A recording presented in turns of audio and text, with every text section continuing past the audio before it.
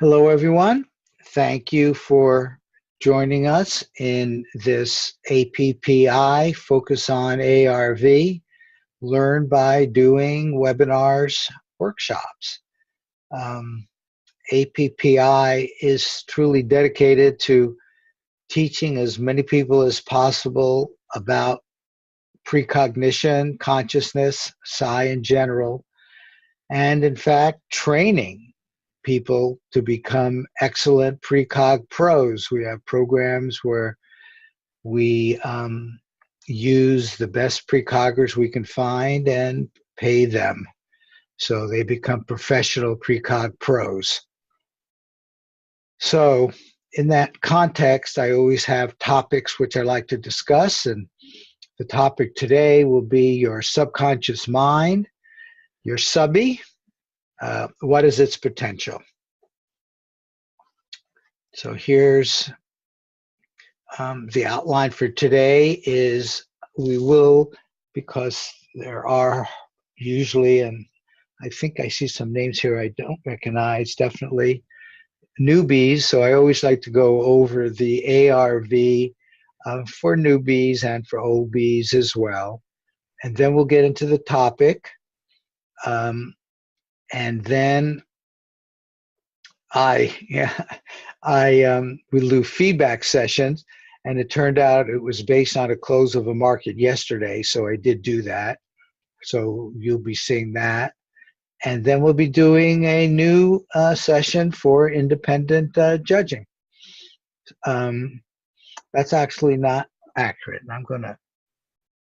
I'm actually going to change that on the original.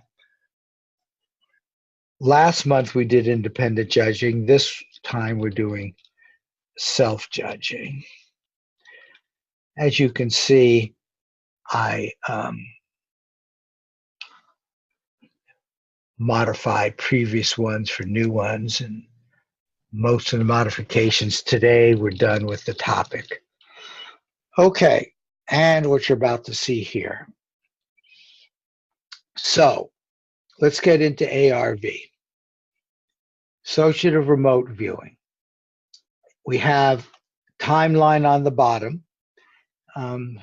This is all about precognition, so we already know, and you probably wouldn't be here if you didn't have a sense of the fact that there's something like information traveling backwards in time, and that is what precognition is all about, and that's what we take advantage of in ARV. So we start an ARV prediction with a remote viewing session. It is a remote viewing session. The tasking is describe and sketch your feedback target.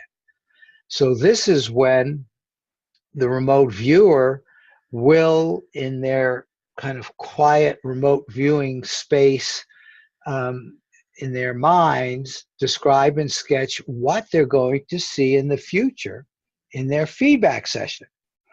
Now, the feedback session, in a very real sense, has the same tasking, because when you are with your actual target, so there's some target here, and we'll talk about what kind of targets we do, but you know, the target for remote viewers are often scenes outside. We use photographs or photo sites. But the fact is that it's during this session you know the truth. This is your target. This is what was to be described during the remote viewing session. Now, if you've been around this community for very long, you know that this is done quite often.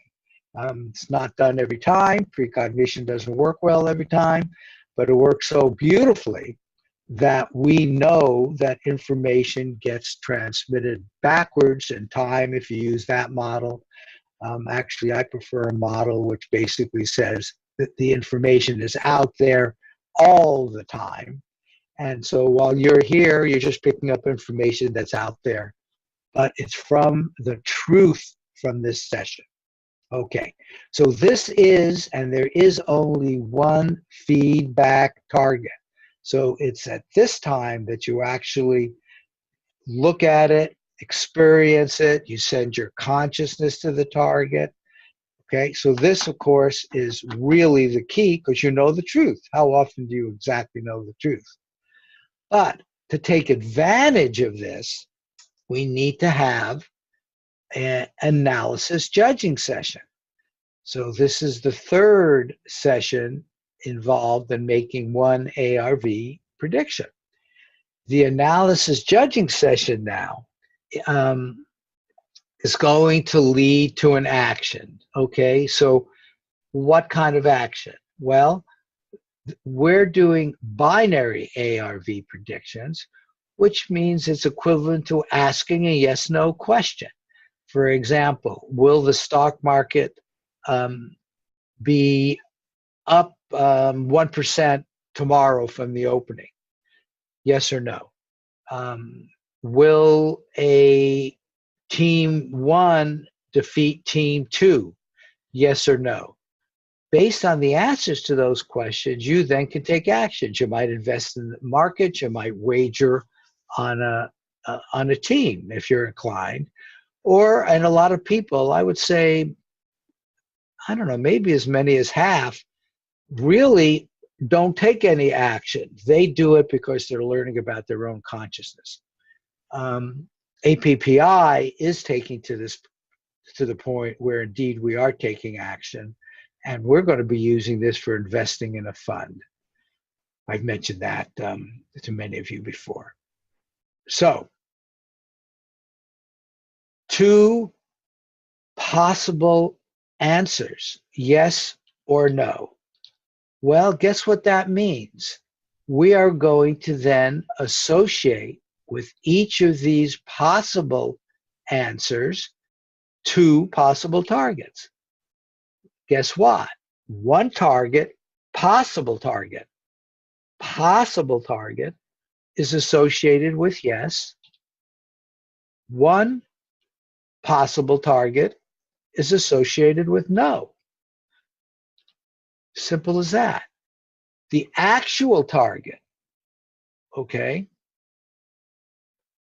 is going to be what happens after we know the answer to the question, which happens somewhere in linear time between the judging and the feedback.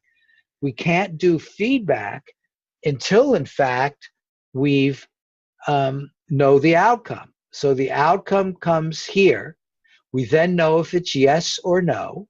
If it's yes, we show what was the possible target, and it becomes the actual target. If the answer is no, we show the other target, which was associated with no. That's it. Believe it or not, that's it. I'm going to say it a different way. Sometimes it takes a while to sink in, and it's not because this protocol is actually very simple, looking at it forward in time. I think it's because it's just hard for the intellect to get that precognition is real. Huh? You mean you can really do this? And the answer is yes.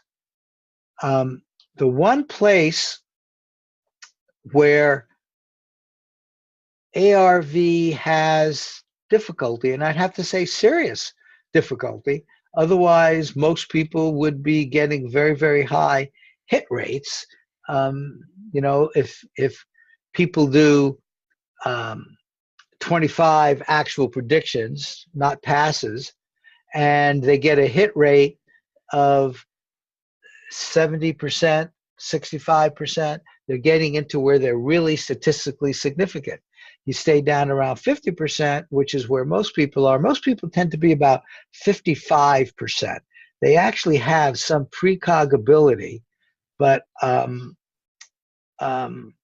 it just doesn't come up often enough because of this thing called displacement. So right here, I decided I was actually going to tell you what one of the, I think, new capabilities that can be applied to ARV from your subconscious. And that is basically building a psychic shield. So let me see if I can make this clear to you. We now know during the analysis judging session, the analyst, the judge, sees both possible targets. Now, even when we do what's called independent judging or self-judging, this displacement issue is around. That is now well known in our community.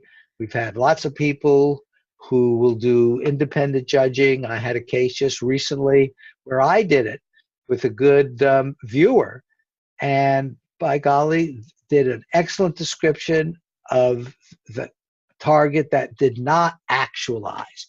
She never saw that target, but I judged it, and we got a miss because it was the wrong one. She was somehow, and later I'm actually going to tell you how I believe, she was able to somehow get that information. And the question is, from where? She didn't get it from her feedback session. She got it from my mind looking at it and somehow putting it in a place I call the universe of collective consciousness.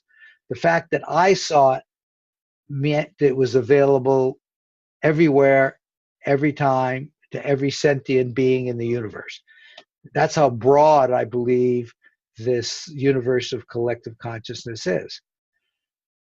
So she was able, during her remote viewing session, to get that information, which caused displacement and a miss.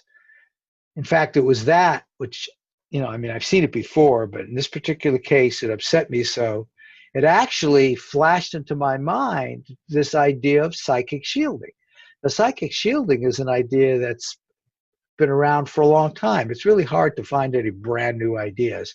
It's just a matter of how we all put them together. But, some people will shield themselves from evil. They feel they're under psychic attack. People will use words like that sometimes. I never really paid much attention to that.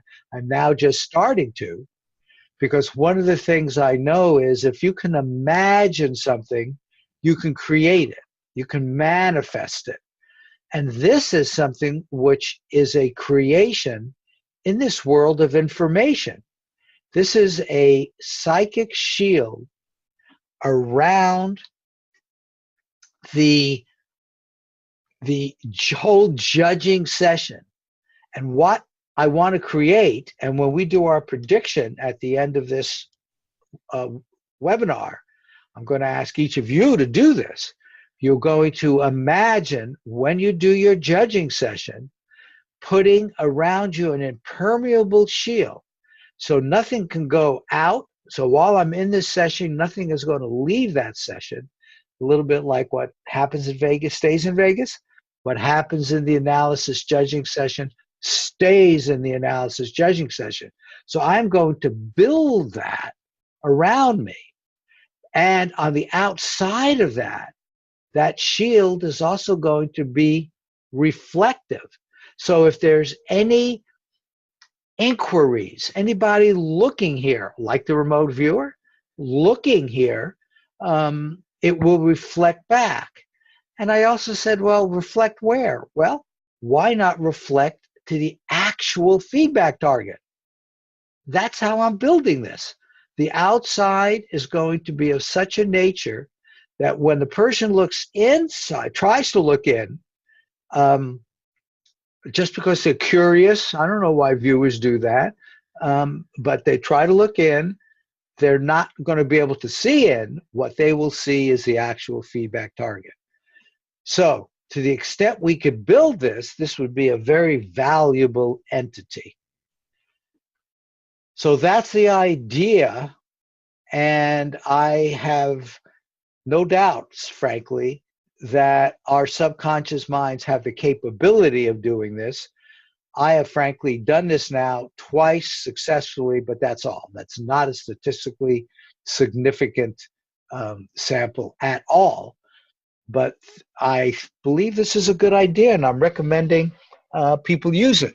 Someone was asking about, is there an experiment that we can do which will in fact, make ARV better. And this is that experiment that I'm recommending. And each of us just experiment on ourselves. We do it on ourselves. We have our judge, if it's an independent judge, or self-judge, do that.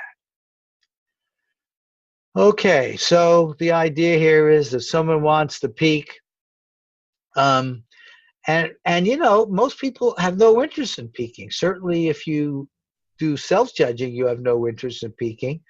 But sometimes a banana split is too good to resist, and so we know we do. So instead of coming in and looking, you get reflected to the feedback target. So that's the idea of this ARV psychic reflective shield. Now, notice that's something we're doing on purpose. The whole idea of ARV, the whole way the protocol is put together, is that this is all done in a purposeful fashion. And I think if you really think about precognition in a purposeful fashion, it really begins with the feedback session. This whole package of time being connected, it begins with the truth point. And so the precog begins with the feedback session because that's when you know the truth. Yes, in linear time, you've got the remote viewing task first, and our tasking is quite simple. Describe and sketch your, and we use a 6-digit randomly selected coordinates. Some people use letters, and that happens earlier, okay? What's the feedback target now? We use photo sites. I mean, this has been done with objects. It's been done with outbounders, where people go to different places. We use Photoshop because this is all done online. We have people all over the world doing this. And what would be considered a photograph would be, in fact, something which is easy to do over the internet. But a photo site is a lot more than a photograph. A photo site refers to the particular physical site location at the particular time the photo was taken.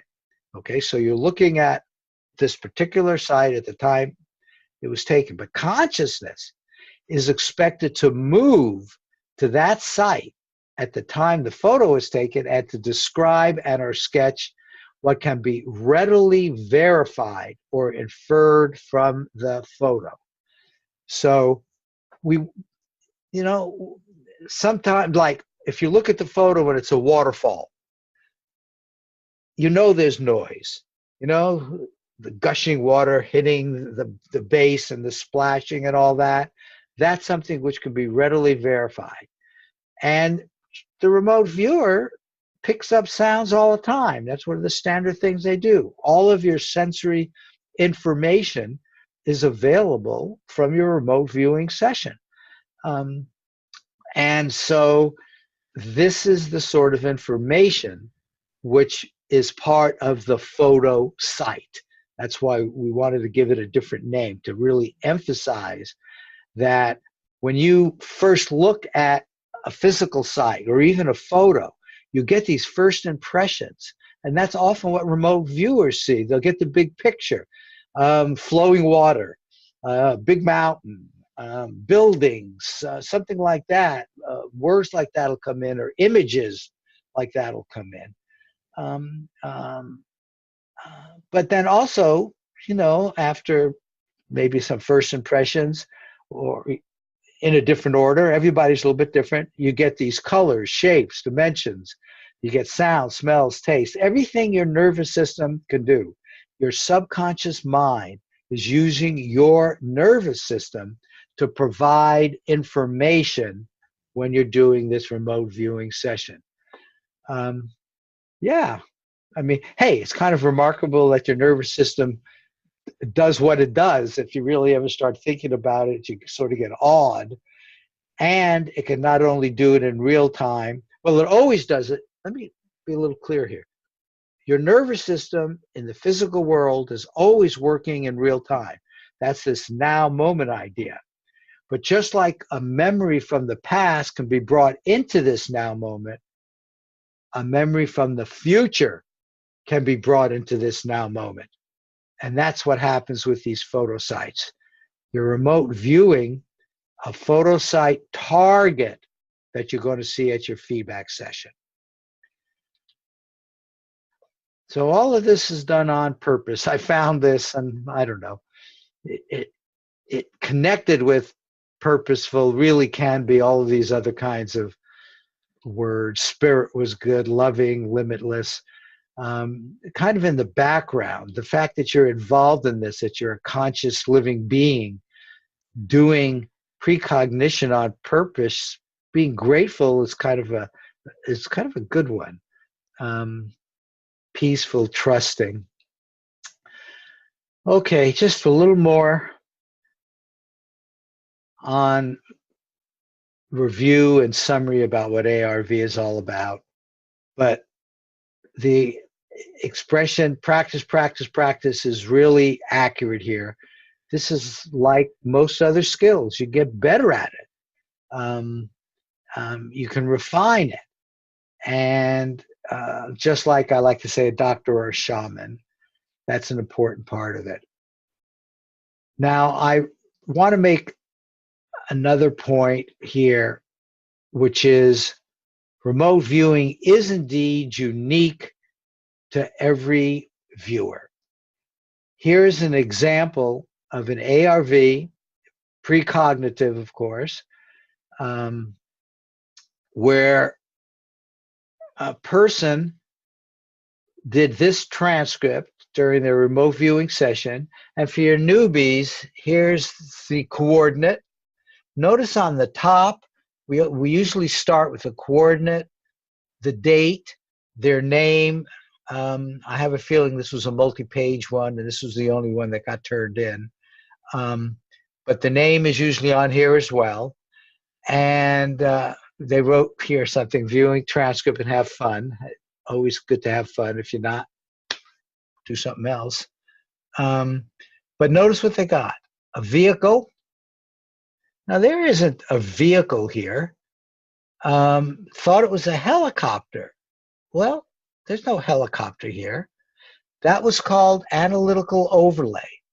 One of the really important things you learn in ARV is to be able to distinguish what comes from your intellectual mind, your day-to-day intellect, ego, getting around in the physical world, and deeper information, which is coming up through the subconscious from the deeper part of yourself.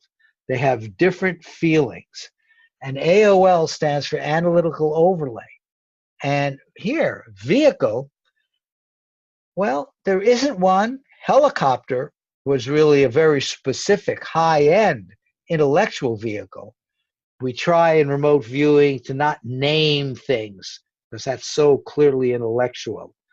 But you can see a resemblance. You can see why the subconscious might do this.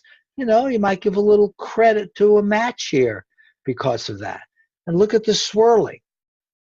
The key point I want to make here is that ARV and ARV sessions are not like the 30, 40-page remote viewing sessions they did in the military where they were trying to get very, very specific information.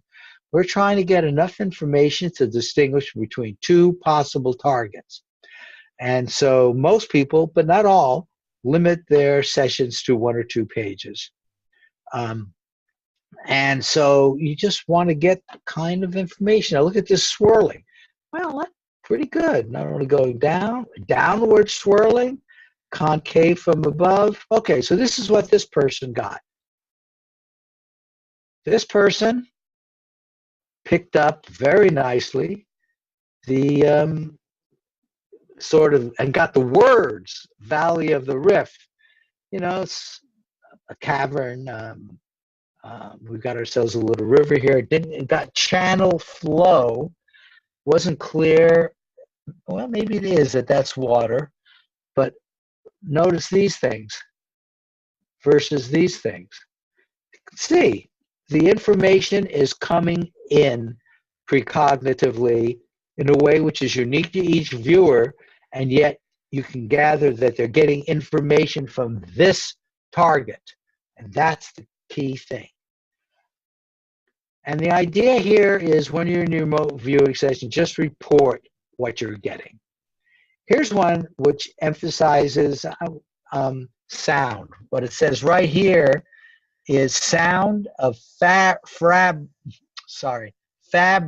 flapping in the wind. Labeled it an AOL, bunch of AOLs here, but the fact they got the sound, I thought was quite good.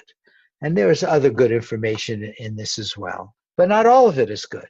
In fact, when we do judging, that's one of the percentages we look at, how much is good versus not matching. And then here's the last one I'll show you. Again, you get the implication of sound. You get just wonderful spooky things. These spooky things really came through. Notice under the AOL, it says porcupine. Again, you got the coordinate. Here's a name, a date. I can send you a copy of this blank sheet if you like. Some people make their own. This has just got all of the things which your nervous system can pick up. Okay. So just report what your sub provides. When you're remote viewing, you are basically in receiver witness mode. Having sent, you're set a very strong intent to describe and sketch your target feedback. Okay, before I go into the topic, let me stop here and see if there are any questions or comments. And yes, I'm now looking at the chat box, and this is being recorded. Okay, any questions, comments? You feel reasonably comfortable? Okay. Now let's talk about your subconscious mind, your Subbie. I don't know, many years ago, I heard someone call it the Subbie. That's not used actually all that much, but I kind of liked it because I think it really is important to think of your subconscious mind, whatever it is, and that's what we're going to be talking about, as being your friend. It's part of you. You know, it's part of you. It's not all of you. I'm not sure any of us know what all of us is, but it's part of you. Now, the idea that it has a mind of its own is kind of a fun way of thinking about it, and but connected to you. Okay, so words, we're getting down to the deepest levels of what consciousness is all about. This idea of consciousness is fundamental. I'm going to be talking more about that later, but it just, you don't have to think about it too hard or too long to realize the thing that you know the most, what gets you through your physical life, is the day-to-day conscious now moment.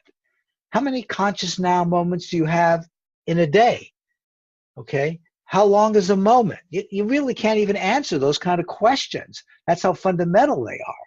But this now moment, you're listening to my words. As you're listening to them, I'm slowing them down. You're aware. All of that is in your conscious moment. For whatever reason, there it is. And what could be more fundamental than that to you? Your life is a collection of all of your conscious moments in a very real sense. Do other people have conscious moments? Do we interact? Absolutely. But in terms of your collection of conscious moments, that's a rather special thing for you. And notice when we go to feedback sessions, all of those conscious moments can be shared with your remote viewing conscious moments. So consciousness is fundamental, is what's allowing precognition to be a reality. Now, the conscious mind is, at least what I'm going to be giving you is a model of all of this. It's the way I've put all of this together. There are a lot of other ways of putting this together. Other people put it together different ways.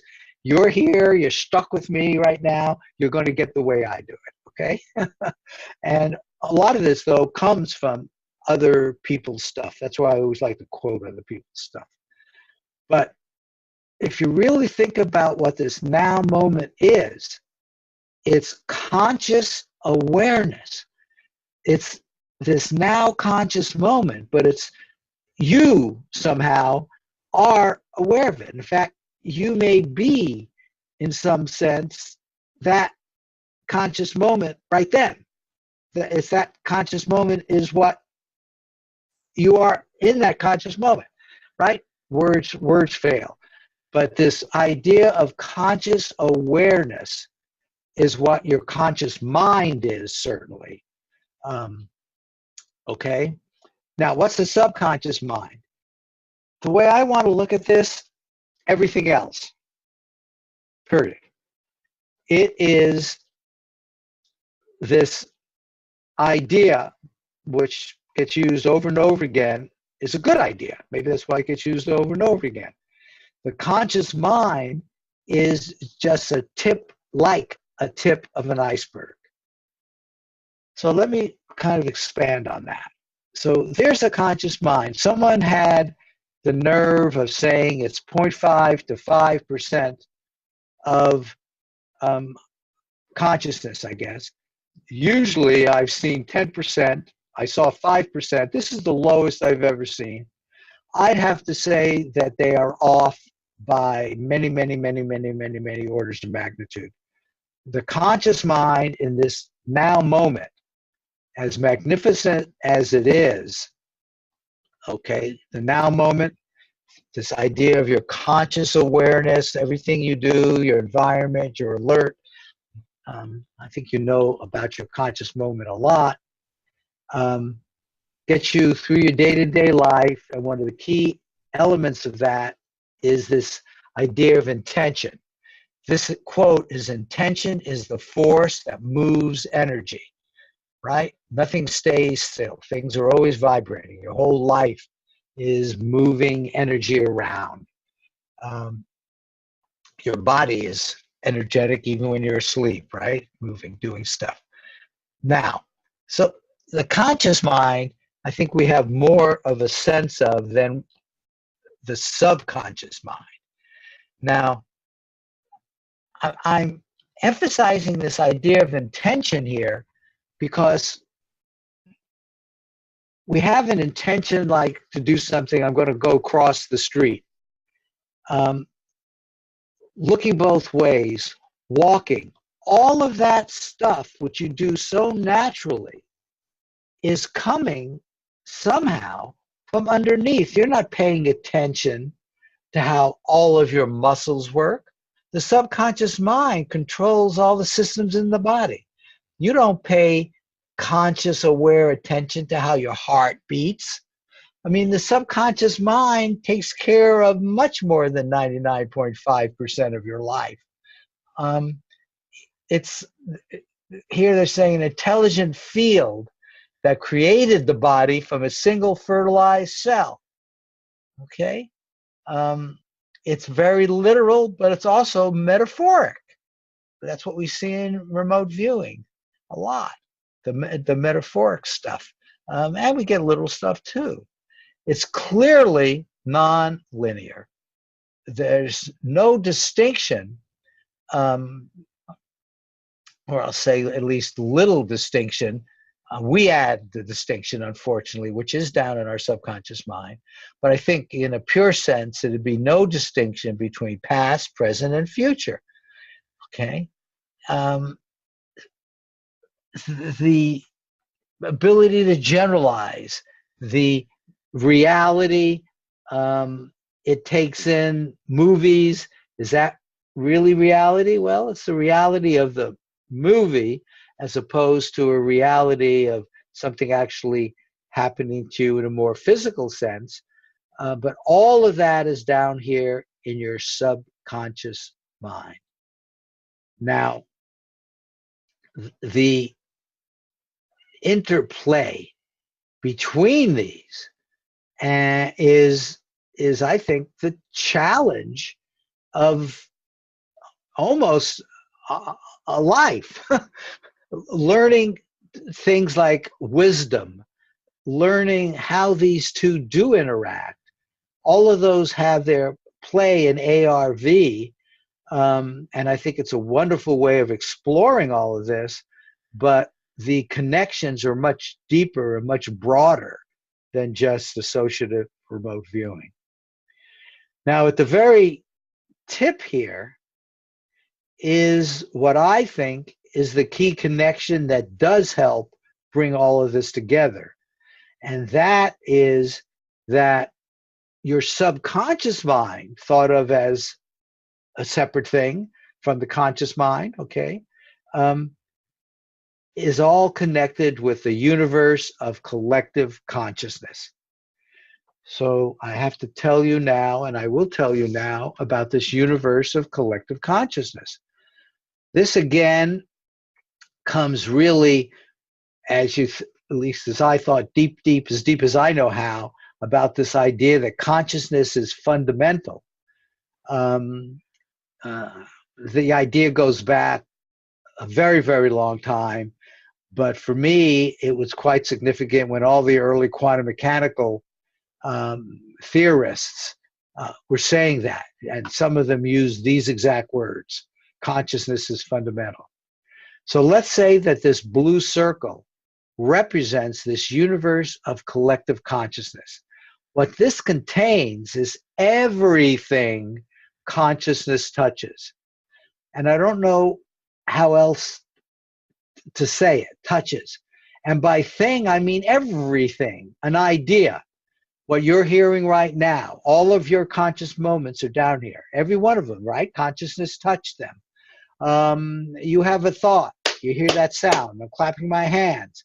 That sound is down there. And it's down there through each of your consciousnesses as well. I mean, everything is down there. Okay?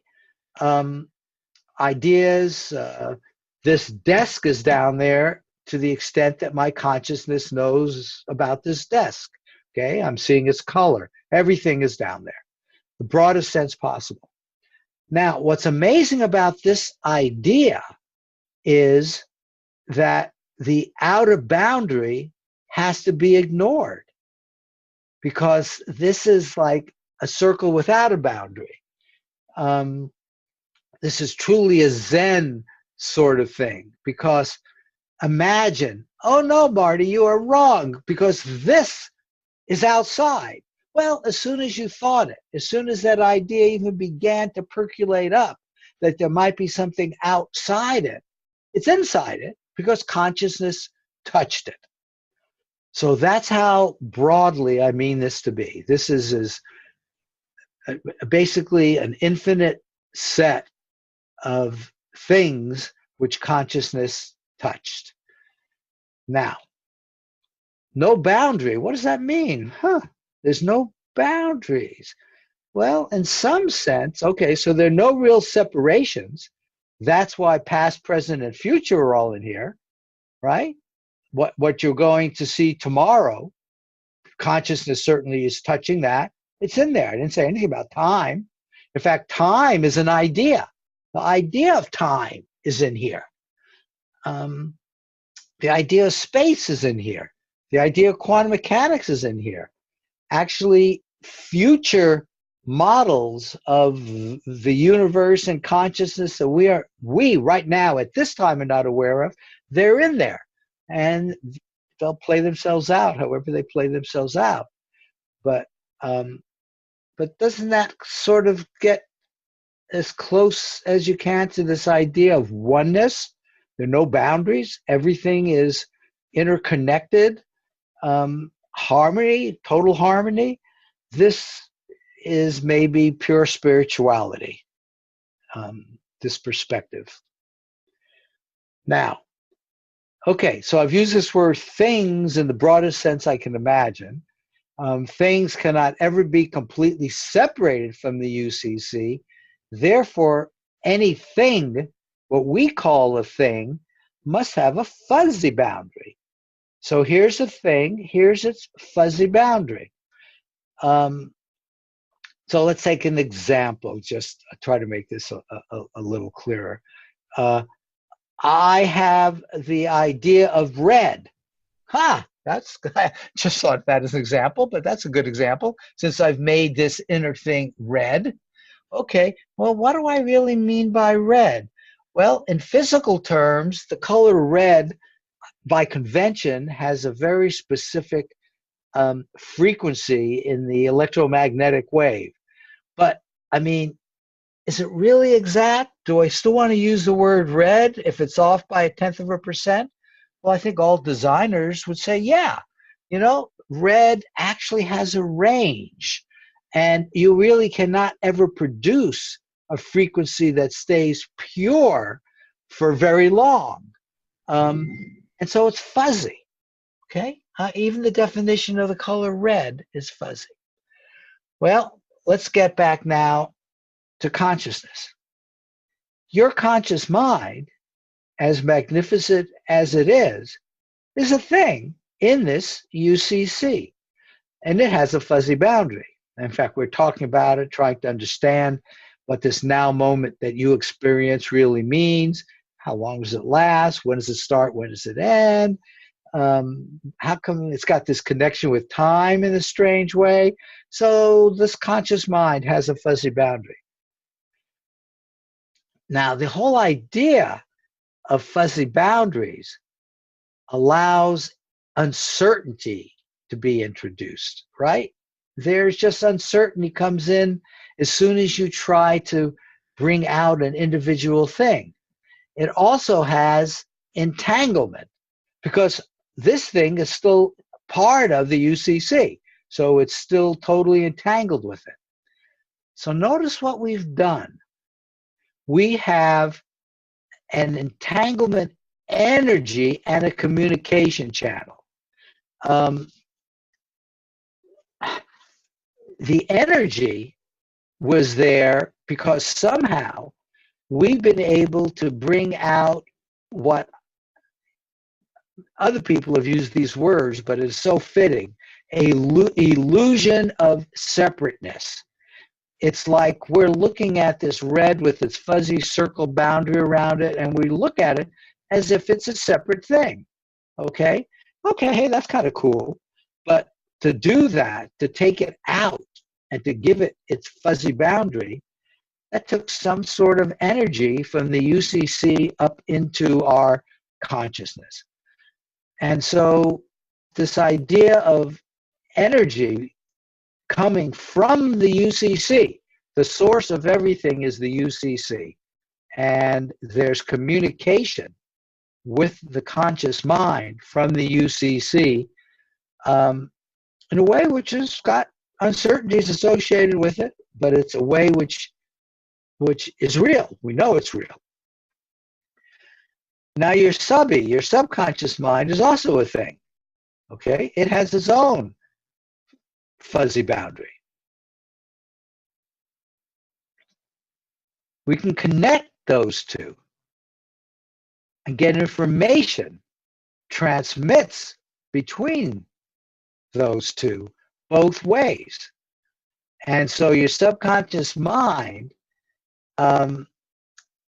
is like the communication channel between your conscious mind and the UCC. I've drawn it like it's direct, but both of these go down to the UCC, and the communication is down through there. So if I've indicated that you are your conscious mind and everything else, your subconscious mind, then the communication between these two things, this is the communication channel. So when we do our remote viewing and things like that, where are we getting the information from? It's coming from the UCC through our subconscious up into our conscious mind. Now, what do we think the potential in general? Much bigger than ARV. But what is the potential of your subconscious mind to communicate? RV information in particular, but again, much broader than that. Well, I don't know. I like that cartoon. There's potential energy. You're sleeping, all kinds of things that you might do, right? What is the power of your potential? How is it going to play out in the physical world that we're in, and maybe in places that we don't even know about? But here are some quotes I found. The power and the wisdom of God literally reside on the inside of us. Many, many years ago, I heard someone tell me, and there were several other people around who literally objected to this, but making a comparison with God inside us, maybe to some that might be sacrilegious, but you know, the definition of God is pretty fuzzy as well. But this is how powerful in terms of potential I believe we are. You know, the stuff we've already done is rather incredible. The fact that you're even here as a conscious being is incredible, and you can do more. But another connection I want to make is this idea with silence and being quiet. The conscious moment is basically noisy. And I shouldn't use that word. Noisy implies there's something wrong with it. It is what it is. It's loud. It's not silence. You know, you're doing things. You're busy. You're having fun. You're drinking water. You're eating. You're doing whatever you're doing. You're planning. You're using your intellect. But when you can silence that, because the subconscious isn't that, right? I would put all of that in my conscious mind. The subconscious is quiet. And listen to silence. It has so much to say. When I am silent, I have thunder hidden inside me, potential. All of that is inside. How to do it, how to manifest it, how to bring it into reality in terms of the conscious awareness actually experiencing it. The quieter you become, the more you are able to hear. Silence is a place of great power and healing. And I really believe what they're talking about is the submerged consciousness, the subconsciousness, the Subbie. The twilight zone, no, the quiet zone. But that's something we can each explore ourselves, which is kind of cool. A quiet mind is able to hear intuition over fear. You are more than your thoughts, your body, or your feelings. Notice all of those are what your conscious awareness is aware of. And when I say body, I mean the body sensations I'm experiencing in the now. You are a swirling vortex of limitless potential who is here to shake things up and create something new that the universe has never seen. I believe creativity, I think the UCC is creative. Everything that we do, which then goes down there, is creative. It almost has no choice. It is why it's there, is to allow creation. Okay, what about potential? Whether you know or not, you are the infinite potential of love, peace, and joy. Now, don't fall in love with potential, because potential means nothing if you don't do anything with it. So that's why this communication channel, learning how to bring things up, information, because it's all about information, up from the subconscious into your now conscious awareness, is so important. I mean, because it's in your conscious awareness in the now moment that you do things. You can't do anything in the past. You can't do anything in the future. You can only do something in this now moment. And then again, the connection with God. But just like in remote viewing, the word like. You will be like God. So that's what I believe your potential is. And a lot of it is in definition, is being clear on what it is you want. If you can do anything you want, okay, well, be very specific about it. I want $1 million. Well, that's not really very specific. Maybe that'll be enough, but it'd probably be better to, how do you want to get that? That's pretty fuzzy. Try to get more specific, fill in more of the details. And where will you get those details? Because out there is probably a way for you to get $1 million. And your subconscious, the UCC, contains all the possible worlds, all the possibilities are out there, right? The idea of probable futures, sure. The idea of probable futures is out there. So all the probable futures are out there. The specific one you want, well, what is that exactly? Well, why don't you ask your sub about that to get information about the specifics of that world you'd like to see in the future, that $1 million you'd like to manifest. Or how about health? That's more important than $1 million, right? Okay. Questions, comments on that? Marty? Yep. Quick question here. Dana, good. I mean, I've done remote viewing many times. The problem is that there's two things happening. Yes, I can tap in. I'm tapping in, I guess, to the instructor. I'm not trying it.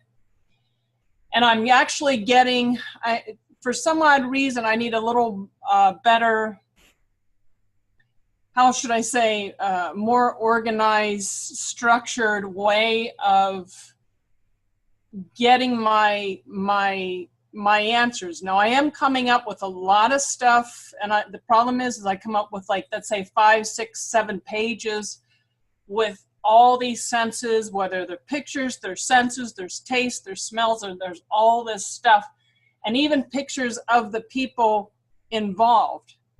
Now, my concern is I want to know how I can have more of a template going in instead of coming up with 50 million different documents of all these things I'm seeing, feeling, tasting, all that. I want to have more of a structured, I want to say a template. And I understand the strength of intention. But Okay, I don't think that's, I want to understand better, like, okay, when we're going into this, obviously I know the strength of intention, but there's got to be like a template. I want to see this, rather than 100 pages worth. So help me out on is this remote viewing in general or ARV? Remote viewing in general, and however I'm going to reach that target. Okay, well, when we get to the ARV part, I'm going to do a psychic shielding, which would be a partial answer to that in the context of ARV. In the context of remote viewing, you might, before you start, build a informational channel which only connects you with actual target information. In other words, actually, don't just say it. You know, intention is funny, and because there's different levels of it. By actually taking the point of view of psychically building this channel, imagining it, that might help you. Okay. That might help anybody. And you're going to see an example of that here. In other words, just don't sort of have the intention, however you do it now, expand on that even further and actually build an information channel that you're going to be in as the remote viewer, but that only connects you to real target information. Okay. So it's just a further way of emphasizing the intention. I see it like a template. I guess you want to see it like if you're designing it as a grid sheet. This is the information I want to see. Okay, why don't you, okay, like that, but you could build it that way. Why don't you build it? What I'm going to do is I'm first going to go, and it's got to make sense to you, but just listening to you, what might make sense to you is I'm going to start, and first I'm going to look for colors. Then I'm going to look for this. Then I'm going to look for that. I mean, I don't know. Are you a CRVer? Because they give you a pretty good template on how to proceed. Yeah.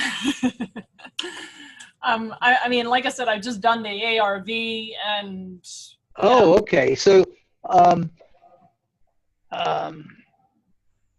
well, you saw that one sheet that had all the senses on it. For you, you might actually say, I'm going to go through this one at a time, and I only want to get accurate target information from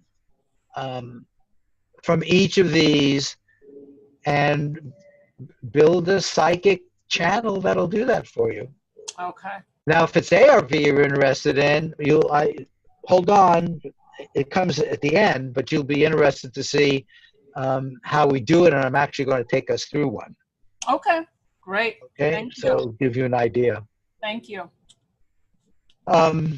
This actually connects up with entanglement, because you want to entangle only with good information. You don't want to get a lot of other junk.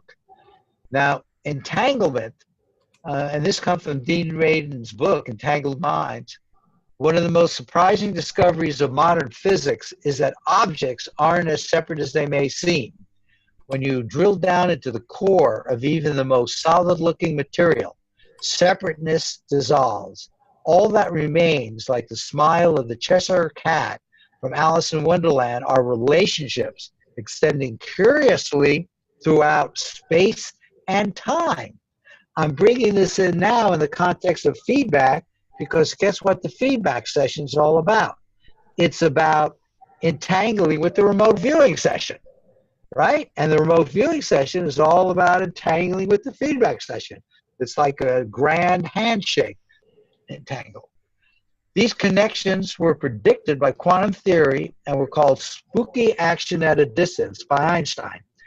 Erwin Schrödinger, who was one of the founders of quantum theory, dubbed this peculiarity entanglement, saying, I would not call that one, but rather the characteristic trait of quantum mechanics.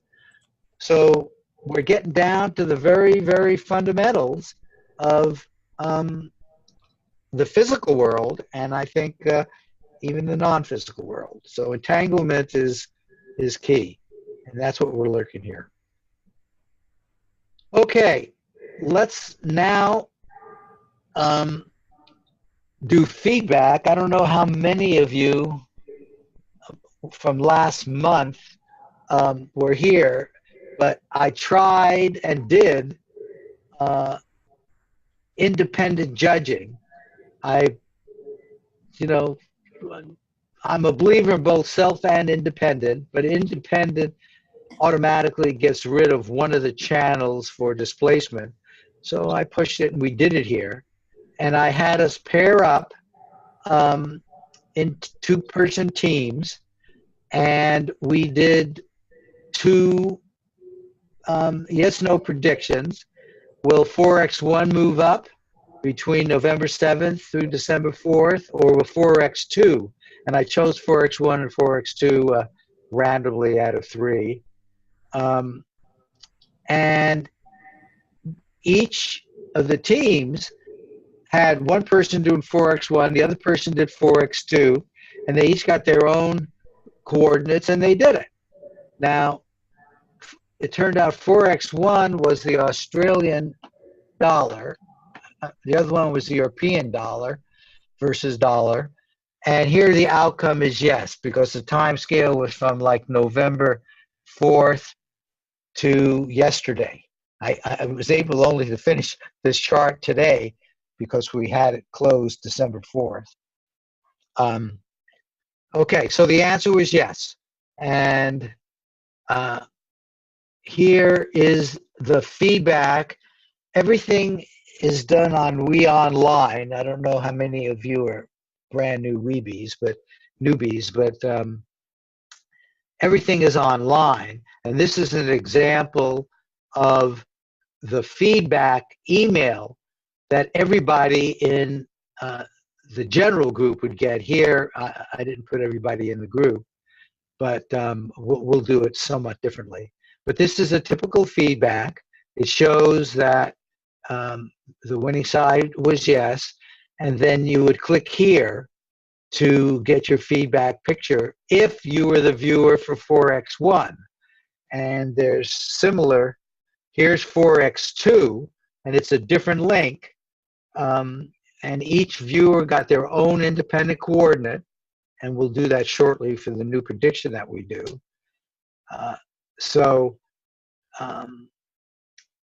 And feedback really is important. It's important to increase ARV hit rates and to learn about yourself. One of the best it's sort of, for me at this point, maybe I've just been doing this so long, it seems so obvious because that's where the truth is. But think about what they did back at the Stanford Research Institute with what was their outbounder experiment. They would have a person leave SRI and go to a randomly chosen place, which he wouldn't even choose until he was out. And he'd be in his car with another person. They would choose one, and they'd go within a half-an-hour drive. Back at the ranch, Russ Targ would be with the viewer who would do their session. But after the session was over, they would literally take the viewer to the target site, to the physical target site. Now think about that. Look how much energy and time and discussions were involved with that target. Okay, and that's the kind of energy I think you should be put in the same mindset when we do feedback. And you get really happy with your results, and you know, and while they were doing this, they were really entangling their transcript, right, which they had with them, and the feedback target big time. So we can do the same thing with photo sites. Now,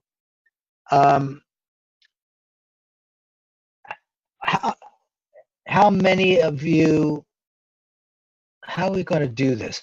Lila, were you here last month? Did you do one of these?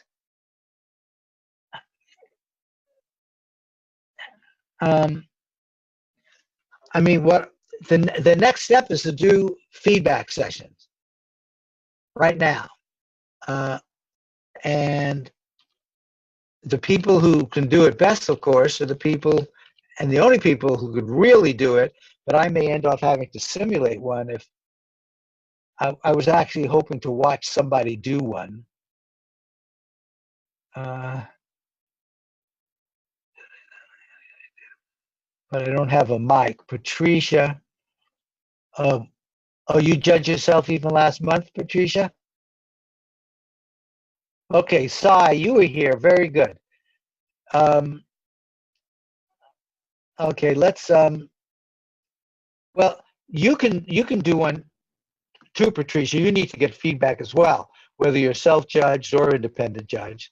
Okay, Sai, do you remember if you were 4x2 or 4x1?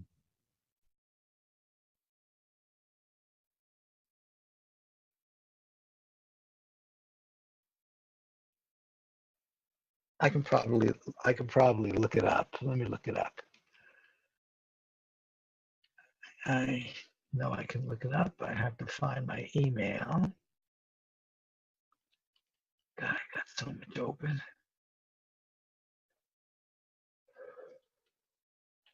Let me,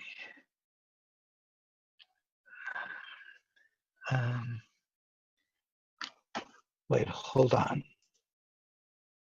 You were 4x2. Okay. So here's what I'm going to suggest we do, if you don't mind. I'm going to have you be our model person. So here is the link for that. And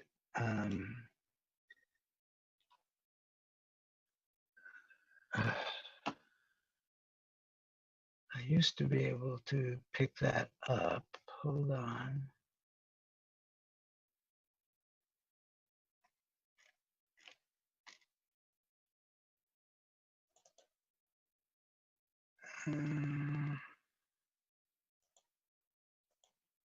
Here's 4x1. Here's 4x2.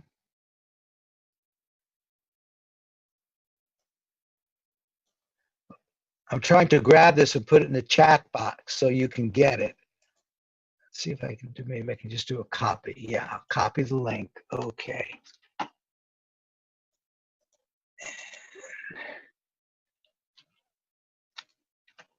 Okay, so that is the link for 4x2. What I would like, you did your feedback session already. How did you do it, Patricia? Oh, you got the link when I did it this morning? Okay, I did put everybody's name in there. Okay, fair enough. Okay, so but let's use Sai as an example now. Sai, what I'd like to do is I can stop sharing my screen, and I'd like you to share your screen if that's okay with you. And then when you click on this link, let's go through and do a feedback session. Okay? Are you okay with that, Sai? Let me see if I turned off your mic. I think you can talk if your mic works. Sorry. Okay. You're okay with doing that? Sure. I don't know how, but yes. Okay, it won't be too hard. First, I'm going to stop my share. Now, on the bottom of your Zoom screen, there should be a green folder that says share. Do you see that?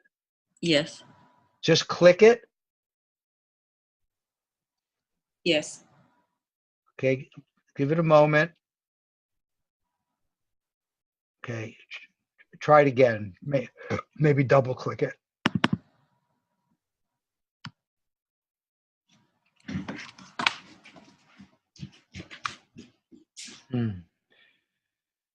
Usually what is, or choose another video source. I don't want a video source. Okay, let's see. Yeah. Hold on. Usually when you click it, I'll get something which will say that you are going to become the presenter. Okay, you've got your mouse. Oh, there it is. There it is. Okay. Oh, I see your nice rocks Okay. and water. Okay, we are seeing your screen. Okay. Okay, so now click on the chat. There you go. Okay. And that was your coordinate, right? Yes. Okay, so that's your feedback. Now, you have your transcript next to you by any chance? Yes. Okay. So there's no easy way of showing the transcript unless you turn your video on. Let me see if I can see. Can I take a picture of it and kind of, let me see, how can I do this? Well, maybe you can just talk us through it. First of all, in fact, sometimes, what was your first impression when you saw this? Very fun house, very, yeah, very Disney, very, yeah. That's perfect. Fun, busy house. And I think most people would see something like that. Was there anything like that on your transcript? Well, I have a horse, kind of like a merry-go-round type of thing. I have purple. Oh, you I do? have someone on like a tube riding. You know, like a tube when you're riding down. Yeah. Going down a slide or something. I have an inner tube and right, exactly. Yeah. I have like a dog. I have hay, snow cap. I have a foot. I have a tunnel with lights and. Okay, a doll Rockies. might be something like this. Dog. Yeah. You know, it's just I haven't figured out a way yet to show. Oh yeah, if you took a picture of it, then you'd have to. Oh, isn't it on your system somewhere? Because you had to forward it to your partner. Let me see. No, because I usually kind of delete stuff. Okay. Marty. Yeah. This is Russell. I was her partner. I still have a picture of it on my computer. Okay. Well. Is there a way to just upload a picture? Or how about if I stop sharing, you can see it? Well, okay, we've seen this enough. You're right. But the first step is just what we did. What's the first impressions? Let's start matching. Okay, why don't you hit stop share? And Russell, you go ahead now, and on the bottom of your screen should be the ability to share.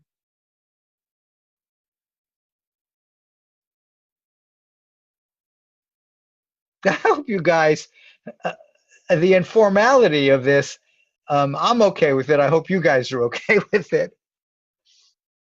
It's certainly different than when we do our formal presentations at meetings. Okay. Okay, so here I'm going to bring her thing up, okay? Yes. Oh, here it is. But I'm not sure you're sharing it. Okay, yes. You started screen sharing. Okay, good. There it is. Okay. Now, how did you judge this, Sai? So I was looking at the horse. I was looking at a lot of the foot. It's like traffic. It's a lot of people. I saw the purple. Like I said, I saw the inner tube where people were having fun. The horse. Like I said, I thought of merry-go-round. Okay. Let me see. It was just a lot of lights. No, yeah, I can see it. It's showing you should be able to see it too. Now, Russell, how did you judge it? I had okay, let me get the screen back up here. Okay. For some reason, the screen's not showing. Where is it? Well, I'm seeing, I just like to know what the CR that you gave it, just as we're discussing this. I believe I believe I gave it a. You'd have to look. I think it's in your records because I submitted it. Of course it is, yeah. But I think I gave it a 3.5 if I'm not mistaken. Okay, then that would make it a hit. Okay, let me write that. Let's do just that. 282, and that'd be useful for people to understand what we do get. 282-336. I'm going to show you something that most people don't see. This is on a Unix server. This has got all the data from all of our groups. And just for fun, since you brought it up, and why not, I'm going to show you. This is the command. Oh, okay, wait, I see. Hold on. Yeah, so this was the one. These were the choices, but it doesn't give me the CRs. To get the CRs, let me put in your name. And I'll get everything that you've done. You probably can't read this, so I'll. And the last one, let's see, now you've been doing things. Okay, I happen to know, I'm going to do another thing.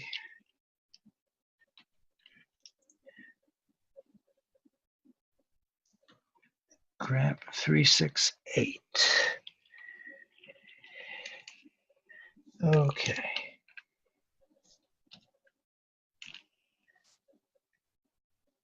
Okay, so there you are. You gave it a, no, it looks like you gave it, is this the right one? Color purple, right? Yeah, you gave it a, what was the number of the coordinate? Was it the 799? Yeah, oh, you gave it a 3, so it didn't quite make a, Oh, okay. I'm just looking at it here, it's a 3, and the other one was a 0.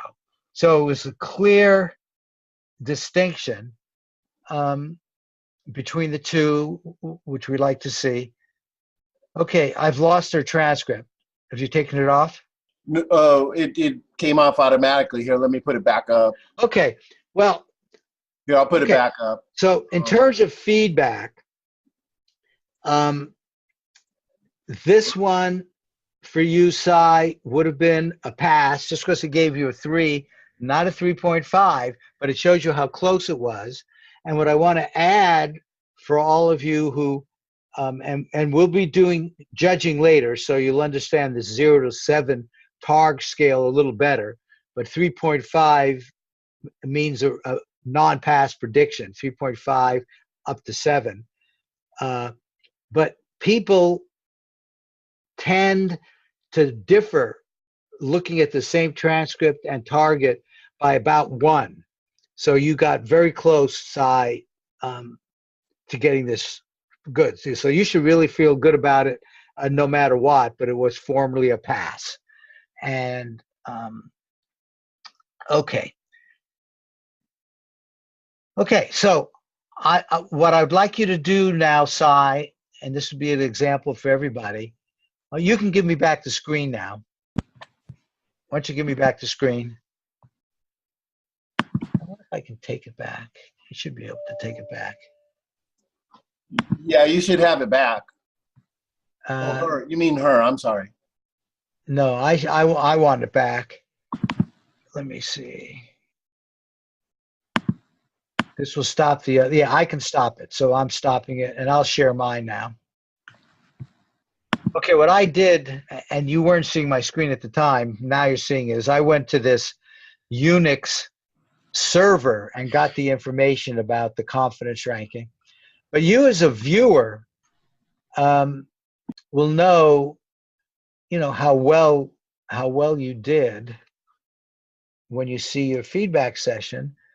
And now let's go on to some more of the details. Sai, in addition to doing what we just did, getting your first interactions and all that, what I'd like you to do now, and you do this no matter if it's a hit, miss, or a pass, is get a blank sheet of paper, put your name on the top, put the coordinate on the top, say feedback. This is a feedback session. Put the date, but you've got the coordinate and the date, you've got the picture.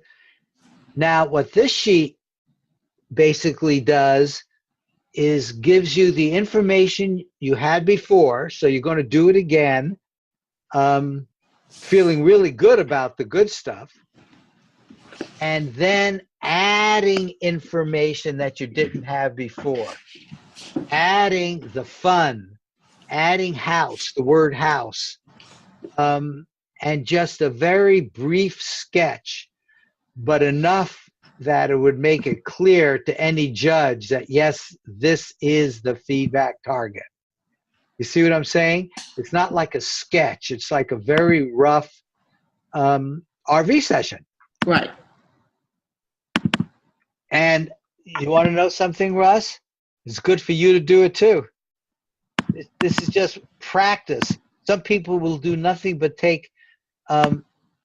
quickly take a target and try to sketch it. How would I do this? How would I do that? Just to get practice in doing that. So you mean do that on my feedback or on her feedback? Both. Oh, In other okay. words, I happen to recommend that even judges do feedback sessions because it just brings up material that they might have missed the first time. You know what I'm saying? Correct. And it also gives them training in communicating with the subconscious, because what you're now saying, hey, sub, here's a target. This is how I would like you to give me the information about drawing it next time I have something like this. So it helps you as a remote viewer as well. Mm. But definitely, Sai, you do this. Yes. Okay.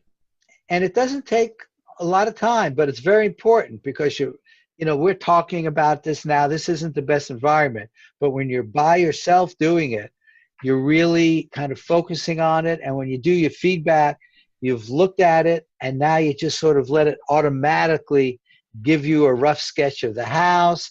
I don't know how you show people, but there were people there. I think you got purple, but you might put some of the major colors. Don't go for all the details. You're going for just enough that any judge wouldn't have any trouble choosing that, with a high score rather than a 3 or even a 3.5. Got it. Okay. Now, so that finishes our example. I wanted to do an example. And now what I want to go through is protocol for hit, miss, and pass in terms of the feedback protocol. What we did up to now with generating, and on the bottom of your sheet of paper, write end FB for end feedback session, or EOS FB. But you finish your feedback session, you're done with that session. So all sessions should have end on them. Now,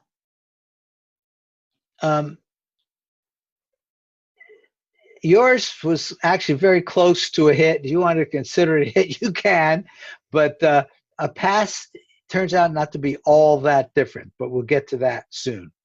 But right now, the whole idea of the hit feedback protocol for all the protocols is to encourage more hits, okay?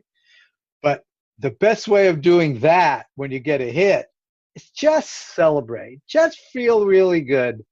If it won't disturb somebody, a big yeah, just really celebrate. It's celebrating time. Everything came together just like it was supposed to. And enjoy the feeling good. You're giving yourself really good positive reinforcement all the way down through your subconscious to the UCC. Don't you think the UCC would like to feel as good as it can, as much as it can? Hey, it's all based on love and positive stuff. So yeah. And yeah, you're noticing all the matches. You be happy. You feel really happy. The communication channel worked. Having M&M is sort of a inside joke by this point in time, I think. But Ingo Swann, one of the real founders of remote viewing, used to give out M&Ms to the remote viewers when they had good sessions and stuff. So you get it, right? It's easy for me to say, but you have to really do it and live it and have that be a real part of your moment-to-moment conscious awareness while you're doing it, and knowing that it's important to do it, and just helping everything in terms of your future hit rates. Okay. At the end of the session, there's always this text box. Hey, write about how good it felt and anything else. The text box is for your use. You have access to it, as you know, but newbies don't know that when you come to these online pages, a lot of them will ask you, well, not a lot of them, but there'll be one text box for you to put in what's going on, how you're feeling, but it's for your use, nobody else. And imagine a month from now, you get to go back and look at this and see if there's something you can learn from it. And it usually is. And be conscious of your feeling good emotion. Really enjoy it. Okay, what about a miss? Usually there's some negative feeling at first. You know, we're human beings. Nothing wrong with that. In fact, no matter how you react, it's exactly right because it's real. But now, what do you do to encourage less and less misses? Well, have to realize that this is the perfect opportunity to learn. You've now missed. There's that old hackneyed statement, there's more to learn from a miss than a hit. Guess what? There's more to learn from a miss than a hit. It is true. And you now have an opportunity to see what happened and to learn from it. So I think the first thing you need to do is take full responsibility. Part of you is going to say, oh, look at that feedback target. It was terrible. I just don't like it, or it's boring, whatever. But okay, it was still a miss. Maybe you need to get over feeling all those things about the target and get into it as something positive. You might think back on your remote viewing session. How did it go? Did you stick to your RV protocol? Can you identify something? And you might not be able to, but this is your time. None of us are perfect. After you do it a few times, you set up the protocol the way you like it. How did your cool down go? Did you rush it? Stuff like that might come up, might not. Did you set your strong positive intention and expectation? And just like we had questions about, gee, maybe I should be doing more. Well, this is time to ask. I wonder if I could do it a little better or stronger, or do I think I did it strong enough? But you're going to be thinking about all these things here. Do you feel you listened to your sub, or did your intellect put more on the transcript? Those would be the kind of things you might ask. How did your analysis judging go? Now, you got a miss, so it's probably not that great for that target, but more often than any of us care to admit, when you look at it again, you will probably find more things on there that you could have judged as a match. you know, we use this A/B system where you mark it, look at all the ones that match, but I bet if you look at some that missed, you might find some, or not. But you want to do that to make sure that it was just a plain old miss. But it also gives you, you know, just an opportunity to, while you're doing this, guess what you're focusing on? You're focusing on the target, your transcript and the target. And you want to make the target even more real to you now. Subtleties in it which you might have missed, which is why you might have missed something in the judging. Now's the time to do all of that. Okay, so do you think your analysis was off for that target? You'll ask yourself that question. If you're self or independent and you got a miss, I think it's talk to yourself, come up with a time to talk to your judge if you think the judging was off, and just discuss it. All of this is learning. We're always learning. I know with the people I'm judging now, they do things different than each other, and I have to find out, you know, when I see their transcripts, I have to remember the way one does a person versus the way another does a person, for example. All of this gets down to this self-discipline and maintaining a positive attitude. You are learning. You need to know that you will get there. And there is as you define it, and that might change. There may be doing just what you're doing now and enjoying it because you are getting in touch with your subconscious. But I think all of us would like to improve our hit rates, but the there doesn't have to be 75%. It could be 55%. It could be 60%. It could just be everyone doing the best I can, sticking with my protocol. But you want to have a sense of what it is that you're doing. And is it more than the hit rate? Is it really about getting into a deeper you, which ultimately it is. And there may be something right now in this feedback protocol, and this is just so important, that is a hint about something inside you that your subconscious wants to share with you. I have seen enough sessions, for example, these display sessions, you might have got a miss. You know, you may or may not know what your other score was, but, you know, if you were self-judging, you would know, so it might be a real displacement. It's almost as if the subconscious did it on purpose. Now, why? Is there something going on, and you would be feeling it during your feedback session by looking at your transcript and doing a review? Is there something else going on that the sub is trying to give me hints about? And it gets very personal. But I believe most of the advances that people make are made at that level. There are blocks that are stopping us from getting better and better. And the subconscious wants to reveal those blocks. It really is your friend. And as you're doing this, each time you're building up your communication channel, and just know that you'll get more and more information.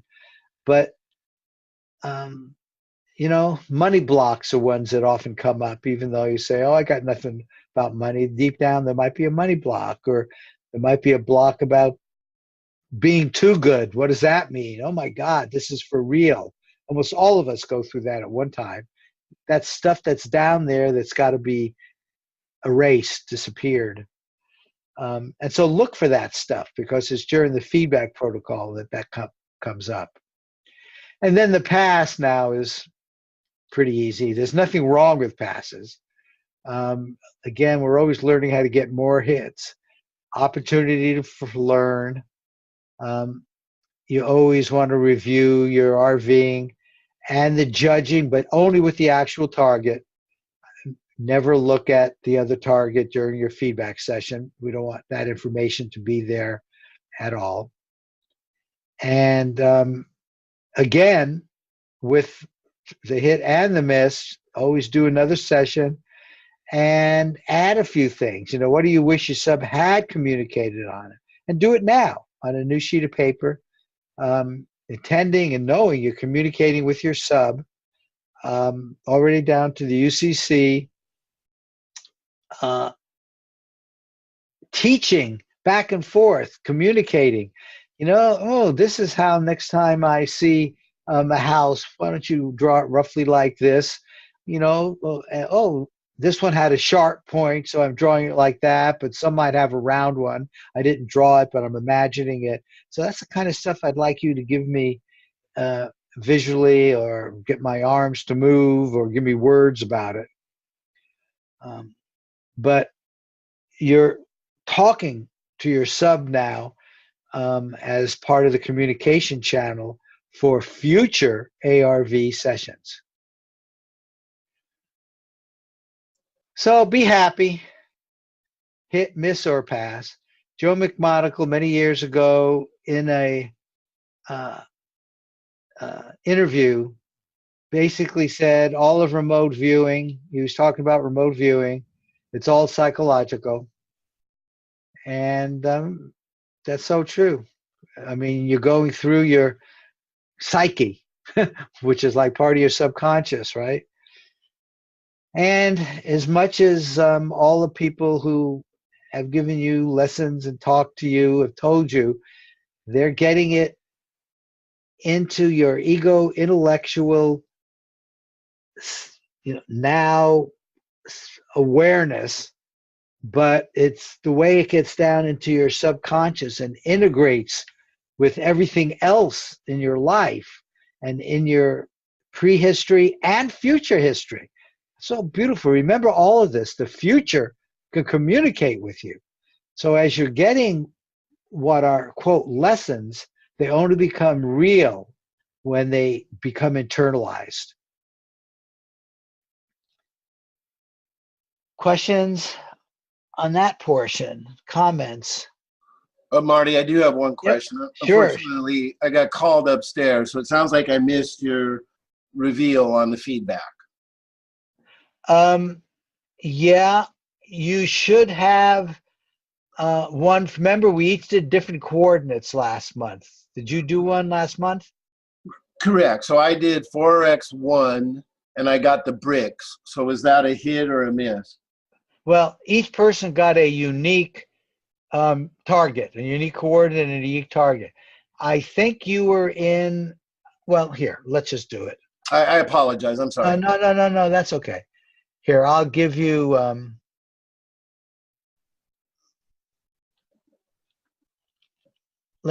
put the link in the chat box for you. I don't know why I did it that way.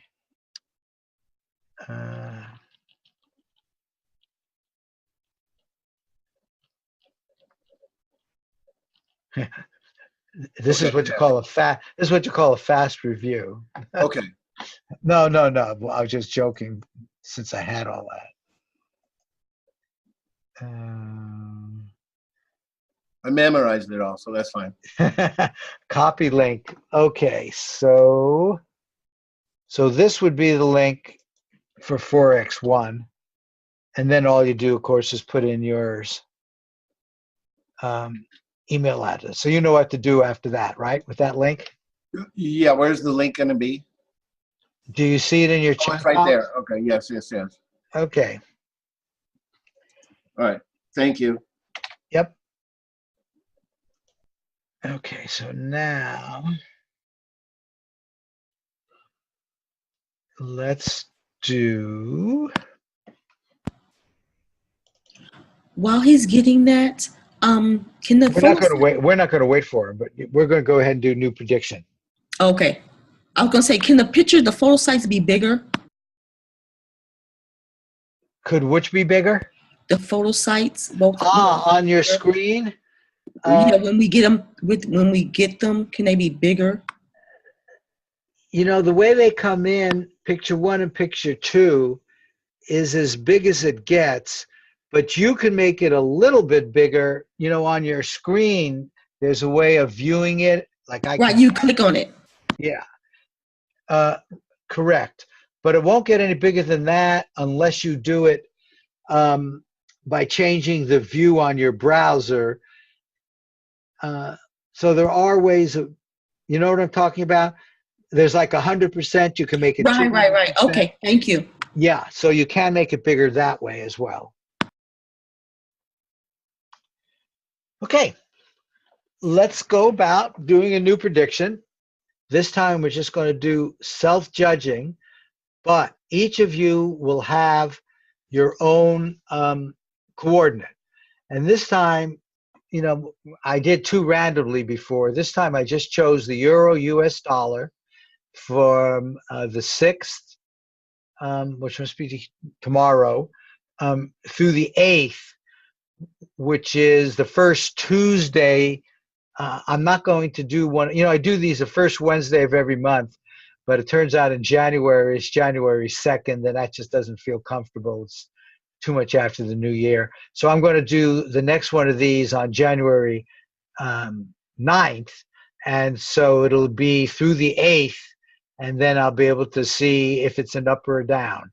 So the question we're asking is, will the euro US dollar go up from 12.6 through 1.8?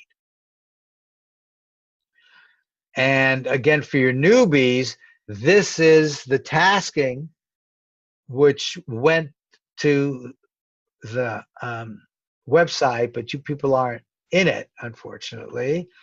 But I hope you're in our other groups, because then you would get exactly this. And then all you would do is click on here and then put in your username, and we're getting close to doing that.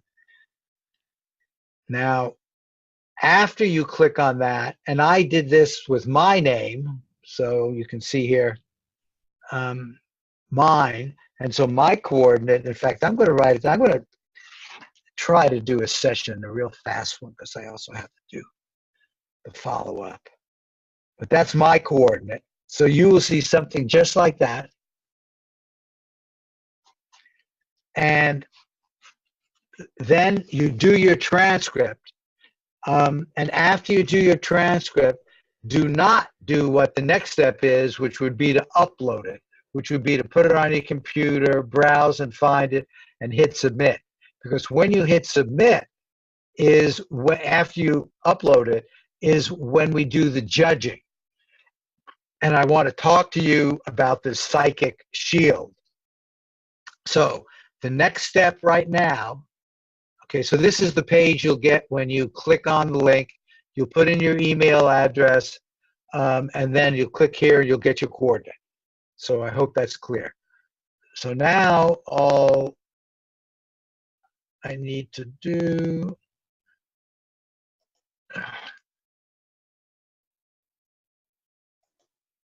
from here, okay, so I'm going to have to get it this way again.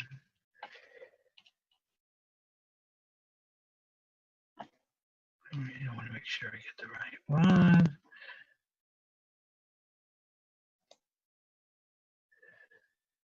Okay, copy link.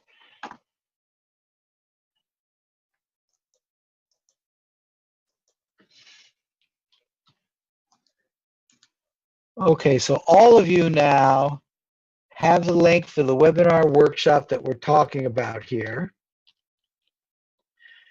And some of you might want to start. I've got a few more words maybe for some of the newbies, but oldbies, you're welcome to start. I'm going to give them, all of us, about 10 minutes. So once you get this, you'll put that in. There's the chat box. And I'm just sort of right now getting you to Go ahead, take a deep breath. You want to cool down now. Remember the idea we quiet our mind so we can listen to our subconscious bring in information. Might say the coordinate out loud. Intention, attention, and expectation are key. We talk a lot about intention, and it, of course, is very important. You know, you set up this intention to only channel in target information that'll be easy for your judge to recognize. But you also expect to do a good job. That gives you confidence. And you're always paying attention to what's in your conscious awareness, but the subtleties of it, what might be AOL, what might be coming directly from your subconscious.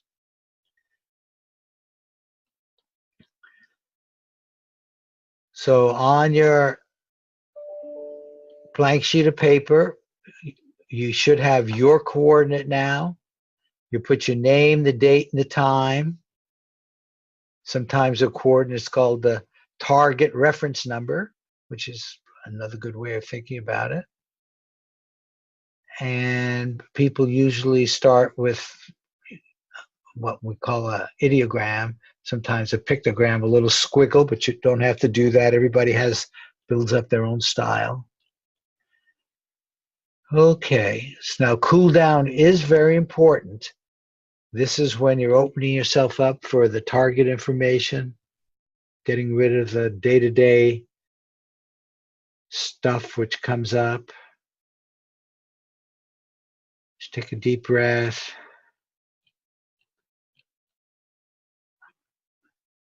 I'm going to give you 10 minutes.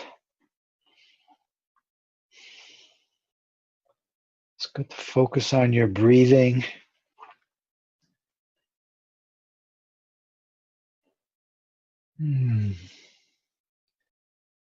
Feels good to quiet down.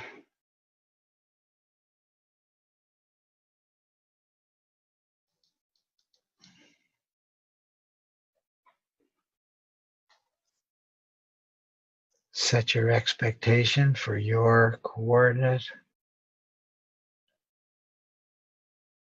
I'm going to play a little background hemi-sync. There is a 5-minute notice, and then I'll give a 1-minute notice near the end. So 10 minutes starting now.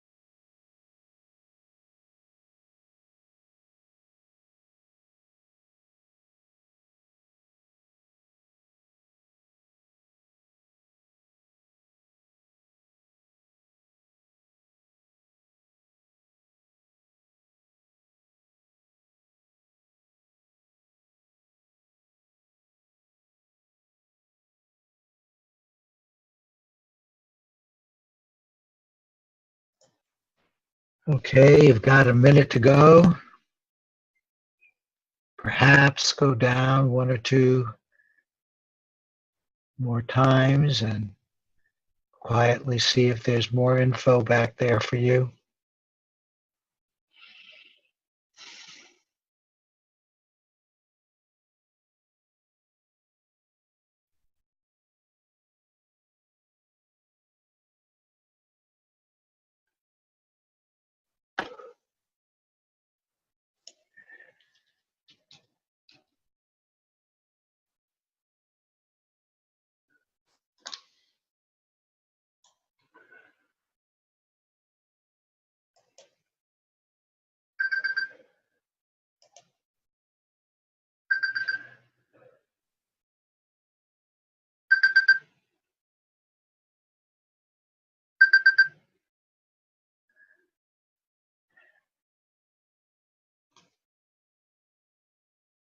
Okay, very nice.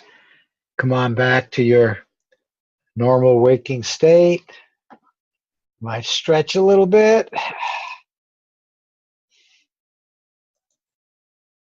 Hope that felt good to you. Did that link work for all of you? No problem getting coordinates? One person had a problem. I just want to make sure the rest of you didn't.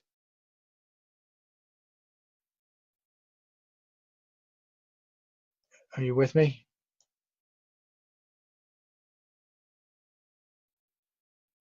Well, it didn't work for me, Marty. It's Bill.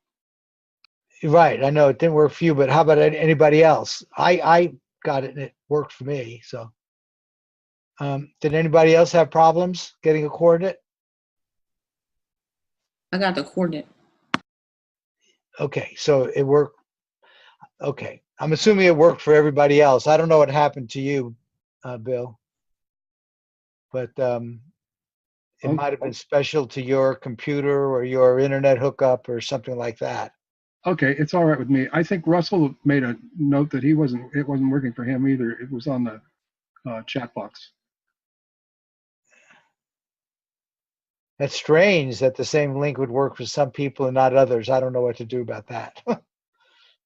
Okay, well, I think I have to move on, right? Did anybody else have a problem? Okay, so 2 out of 13. Well, I'll have to be more cautious next time and maybe have a backup or something. Okay, now we're at the stage where the next step would be the judging. So let's talk about judging. Judging, of course, is where you need to make the decision. It's ultimately yes, no, but you're matching your transcript against 2 possible targets, and you don't even know which is yes or which is no. All you do is rank how good the match is. And I'll be telling you about the TARG scale later, but it's 0 to 7. But the key thing is doing everything we know how to get good matches and everything that we can now think of to not get matches on what will turn out to be the wrong possible target. So the word displacement, the D word, is something which I've tried all kinds of different things. So have a lot of other people, including trying to ignore it. If you ignore it, maybe it'll go away. I'm not talking about it so much. Maybe it'll go away. Nothing has worked. Right now, this idea of shielding, in the way I'm about to describe it to you, feels really good. I'll be honest with you. I don't believe it'll work 100% of the time for most of us. There may be some people out there who can make it work 100% of the time. But I believe it can help all of us. And as I say, so far it's been working quite well for me. but this is a very personal kind of thing. So what you're trying to do is psychic shielding from any information not relevant to the feedback target. In many ways, I've made it even stronger than displacement. But the idea here is to intend and expect that your judging session will have minimal interactions with anything outside this session, outside this judging session. So there you are, you, or maybe you're you, or maybe you, and here there's someone trying to get in. Now, what does that mean, trying to get in? It's everything is in this informational place, the UCC. That's where everything happens. Then, you know, stuff comes up from there. So it's all information. And more science is saying that. More and more people are agreeing that even what we think of as matter, ultimately, when you get down to how it was created, it's all information. So someone might be looking for information. So they're wanting to get in here. And it may be you. It may be the remote viewer who is automatically curious about the targets. Many remote viewers are told to get everything they can about the target. Well, maybe the other possible target is information in some sense that they think they should get. They certainly can, but we now want to block it. Okay, so the idea of the shield is clear. Now, you can do psychic shielding for your knowledge judging, so you just have to know that. Shielding is something which has been done. I think I'm going to have a talk with somebody who does this sort of thing in other environments, but this works. You can build it. And the person may, even with good intentions, this was an example, a person with good intentions say, I'm going to look for the target in here because it is in here. But once it gets into the AJ session, the other target is there too. So that's why maybe many of you get information about both. It's still precognitive, but don't feel good about it. Okay, the idea is to get just the target. Yes, we know you're precog, but just the target from the feedback session. So that's what this helps you do. Now, the idea of well, you know, we're doing this and all the metaphors are in space, but it's information space. Okay, I'm curious about the other target. Curiosity may very well be something which would want you to see the other target. Or you know how they say when you're afraid of something, if that's with you, that tends to bring it in. So if displacement is on your mind, you may automatically try to go look, even though you're just the thought of displacement might bring you there. And who knows, there are other reasons that I can't think of, you might not be able to think of, but your sub, for whatever reason, during the remote viewing session, is maybe trying to get in here. So, what do we do? Your sub can do psychic shielding. Again, you just need to say that the first part of our talk, where it's like you are like God, you can do this. This is something you can imagine it, you can do it, you can build it, and just start with that. And here's these are quotes. Psychic shield works because it's programmed to either absorb or reflect psychic energies. What is a programming, you might ask, since they use that word? Generally, it's all about putting your intention into energy in order to program it to perform a specific task. So this entanglement energy we talked a little bit about is going to be in this shield, and it's a reflective kind of energy. Their whole field of something called subtle energy now, and it's used a lot for healing, but we're going to use it to reflect inquiries from the outside of the judging session, and then shield. I mean, this is out here. Now, this was the most specific idea list that I could find on how to do this. But let me just see.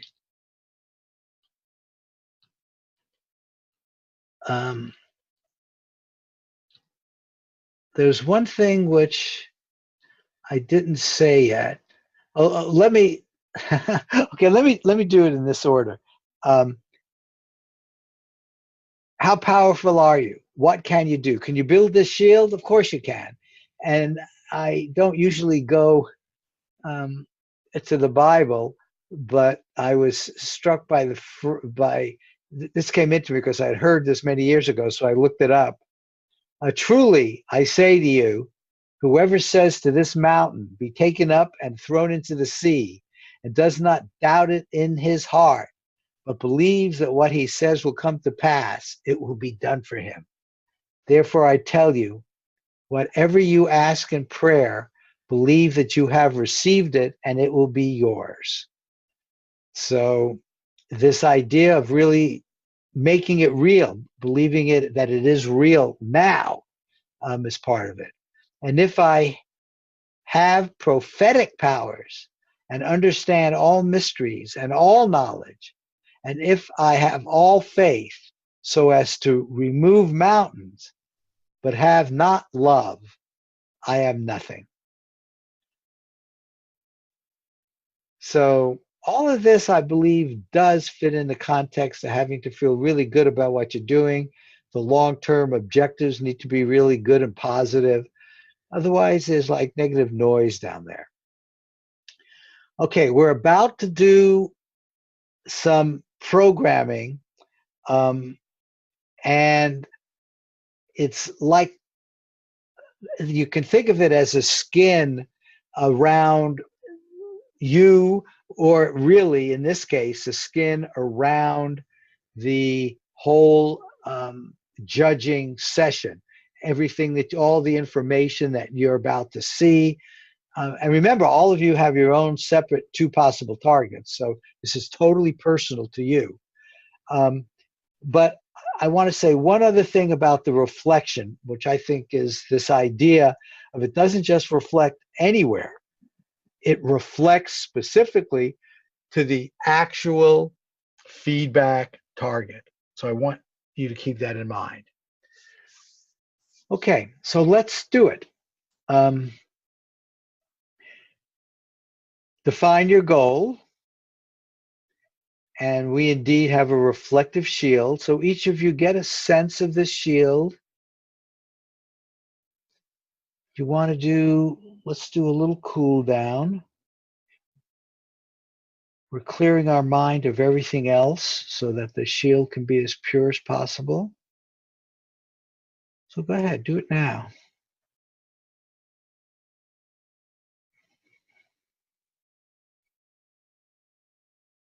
And now start focusing on your breath and bring in energy with each breath. Energy coming in. Relax. This is this potential energy we talk about. There's new potential energy. Add it to all that you have in your subconscious.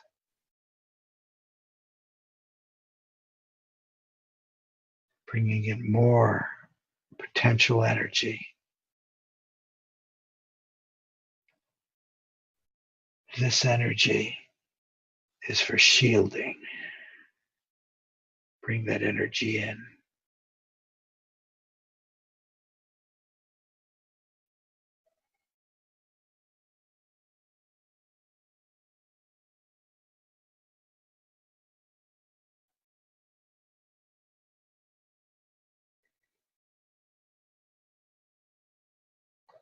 Okay, set your intention for this shield.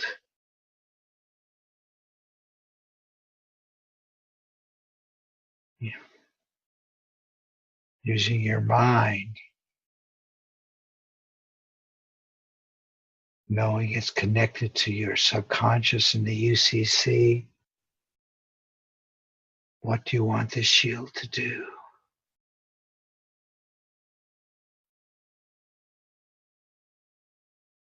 Keep all of the information inside the judging session, inside. I'm beginning to see that. I can see a shell forming, and it's impermeable on the inside. On the outside, ooh, I'm seeing a silver reflecting layer.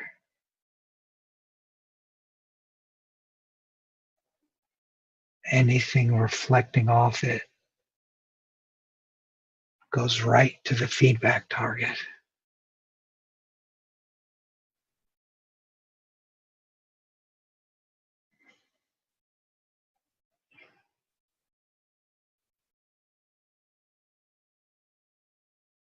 You now feel a bubble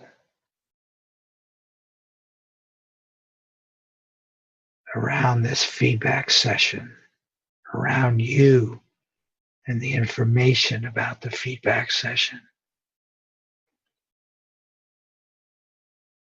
It's got the real energy, the energy. The energy is there, surrounding me. Yes, impermeable on the inside, reflective to the feedback target on the outside.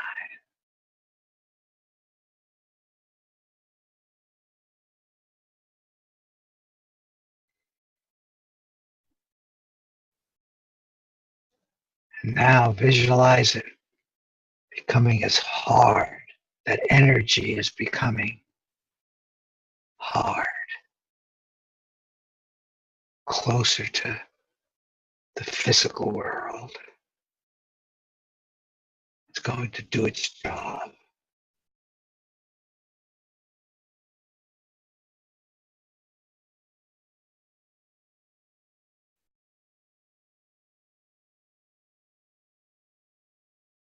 Okay.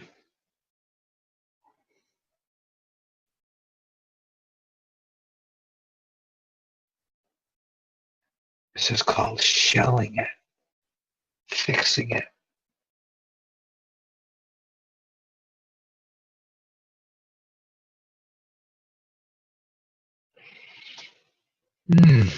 Okay.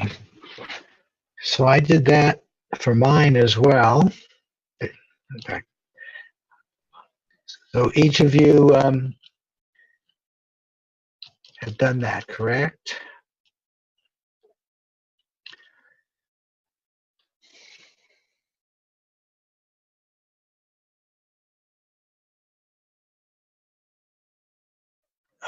Okay, Bill. Okay. So now let me just go over this 0 to 7 ranking scale.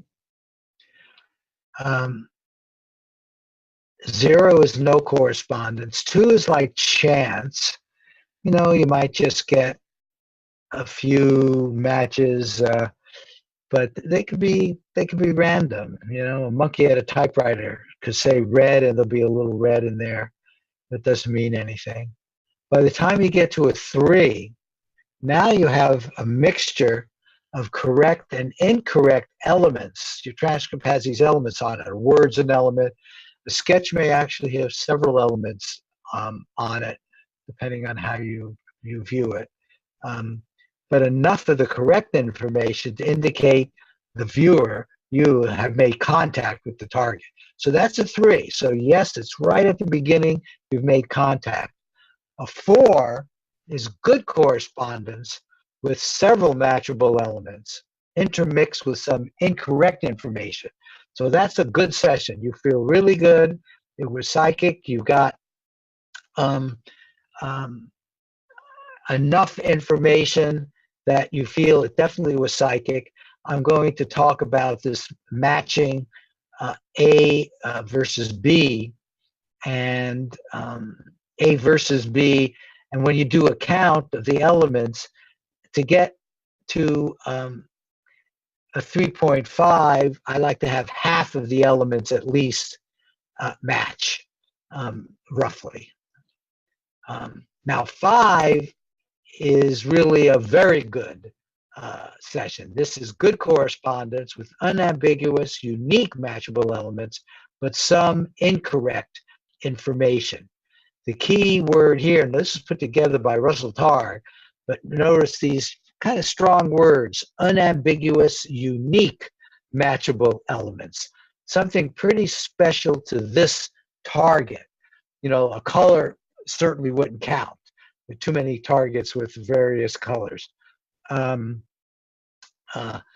you know, you'll know it when you see it. It's something really unique to this particular target that's unambiguous and unique.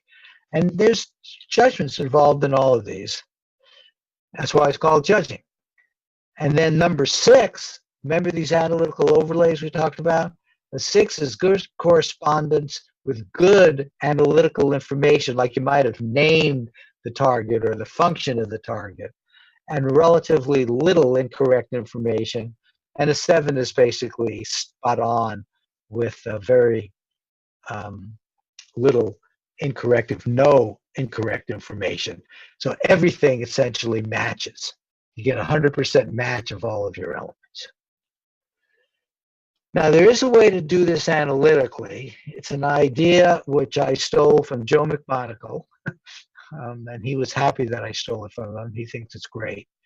And this is giving half of the weight of your judging to what I call first impression gestalts, figs. This is the kind of stuff that smacks you in the face, gets you in the ballpark. And there can be more than one of those. We saw an example of one earlier when she said busy, fun, when she saw that house with, you know, clearly that was a fun place to take your kids. And then the other 50% goes to this A-B counting of specific elements. I guess I have to describe that. I don't think I have an example here.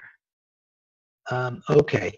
The A-B approach, the A-B approach is simply, you've got your transcript, you're going to look at the first picture, and you're going to look at every element. And what I recommend is just looking at your first picture. Now, I'm going to do it. I don't know if it's going to hurt you to watch me or not. If you don't want to, you can just use your own screen and not do it. But I will be looking at photo side A first, and then on my transcript, and I use a different color. I will be marking every element that matches. I'll go over every element, and I'll mark the ones that match with an A. And then I'll go through element B and mark the ones that match element B with a B. And sometimes if it's marginal, I'll make a lowercase a or lowercase b. And if it's just right on, I'll make a major B. And if it's a gestalt, I'll say GB. So, you know, that's the way I get the information down. And then we do counts. And this percentage weight is the percent of matches over the total possible matches. So it's really not that complicated. With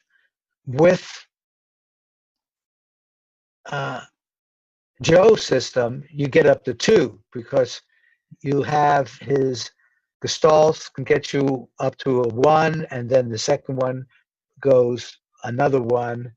At this point in time, most of us are using a formula which is basically to add the two together. And I'll show you that when I do mine. Okay, now how do you put your CRs in? Well, we go back to here. Well, do I have my judging page up? I probably don't, but this is the one I use. I'm going to go back and just get to the page. You guys may all have your page open. But this was my coordinate. I did an actual transcript. You now browse, and up comes, I know most of you know how to do this, but some of you newbies, you now browse and find your transcript, which you've uploaded to your computer. I just didn't have time to do that. So I find a dummy transcript. Now, once you've uploaded your transcript here, you hit submit and the judging comes up. So this is why if you use an independent judge, you just send off your transcript to him, and that's what he does. He judges it and then uploads it and click submit. So I am now about to click submit, but remember, this will be mine. You're a judge, all of us have our protective shields, so watch mine if you want to, or do your own. And we'll just take plenty of time to let everybody finish, and we'll talk about them as we're doing this. This is very intellectual, so it's very different than the remote viewing session, which is really intuitive. And the feedback session is intuitive, but probably has a bit more of the intellectual in it. Okay, so I just did it. So there's my photo site A. And what's first going, and I'll just share what's going through my mind, which is, everybody's going to have that. At first blush, it doesn't look great, but funny enough, I did a very fast one. I did get interesting structure, but not too sharp edged. Maybe that is, later I did say structure with an edge and a circle. I have to tell you, I actually liked both of those. And the shape of mine was rounded, like the round of these coins. So I'm going to give that an A. I got natural, which was an A. I got brown. And yeah, look at that, structure sharp. Some of these, yeah, I'm a judge. I'm going to give this one a little A. And then I drew some squiggles and some lines that are off. Okay, so I look at the first one and I completed the element match on the first one. And I often will go back a second time, but this is my first pass. And then here's photo site B. So clearly no structures. I got brown, so I'm marking a B next to the brown.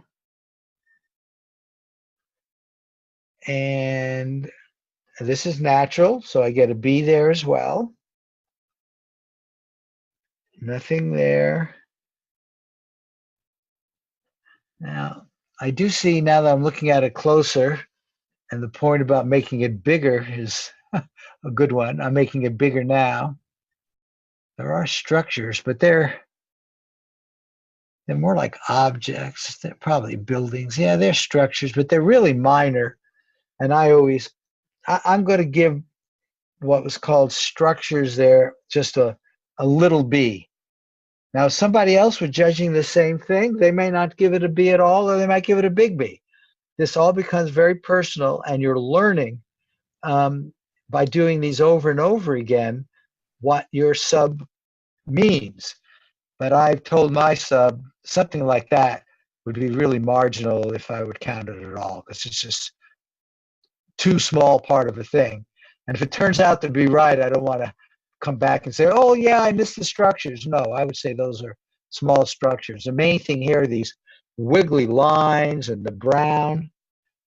Funny enough, I did draw 2 parallel lines, but I didn't draw enough. Okay, so that was my B. I then go down here where the ultimate judging is going to be, and I ask myself about the gestalts. Did I get the gestalts? Structure, but not too sharp, and natural, and brown. All 3 of those together.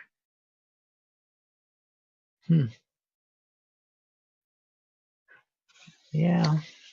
I'm going to give myself a Gestalt G of 0.5. Sometimes I'm hard on myself, but I hate the misses. What I want to do is just get hits.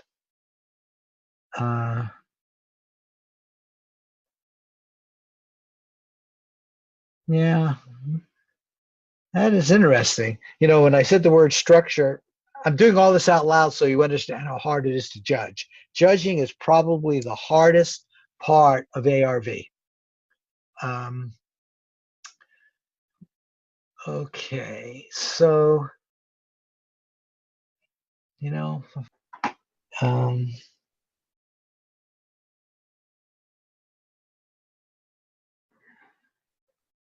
see if I can start a brand new one. What I want to do is show you the arithmetic, and I'm going to do it for mine because it explains what Joe McMonagle does, and I think it is worth understanding.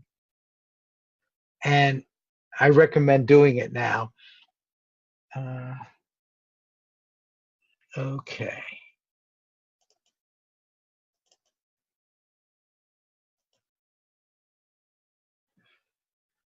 Okay, so what I'm going to do, and I usually write this on my own transcript if I have room or another sheet of paper, but I have a column for PhotoSite,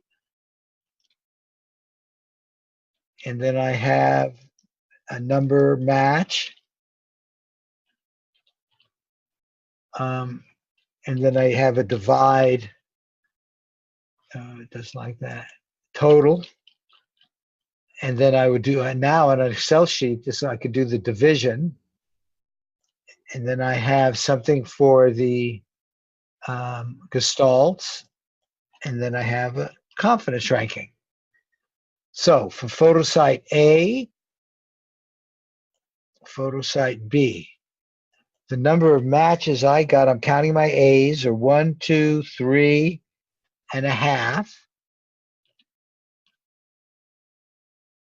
The number of B's, you obviously can go either way, but the number of B's I got was 2.5.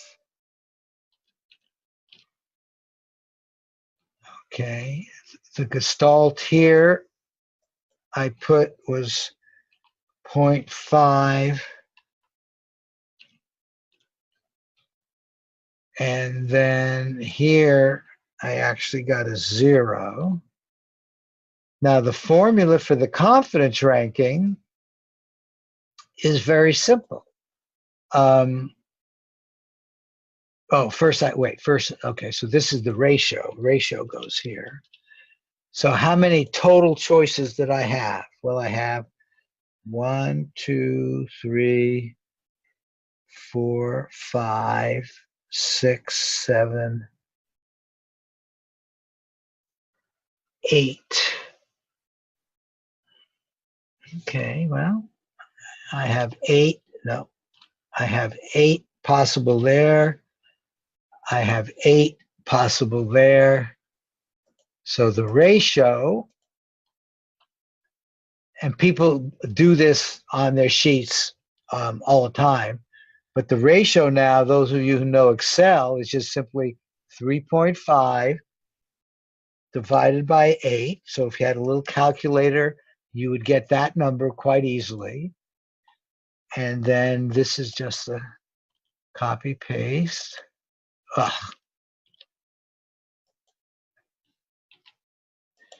Okay, and that's 0.3.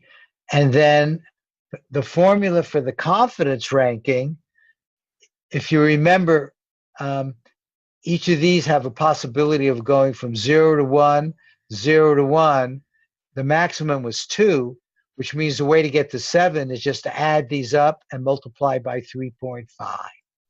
So that's exactly what I'll do here. In Excel, all you do is you take this one plus this one and multiply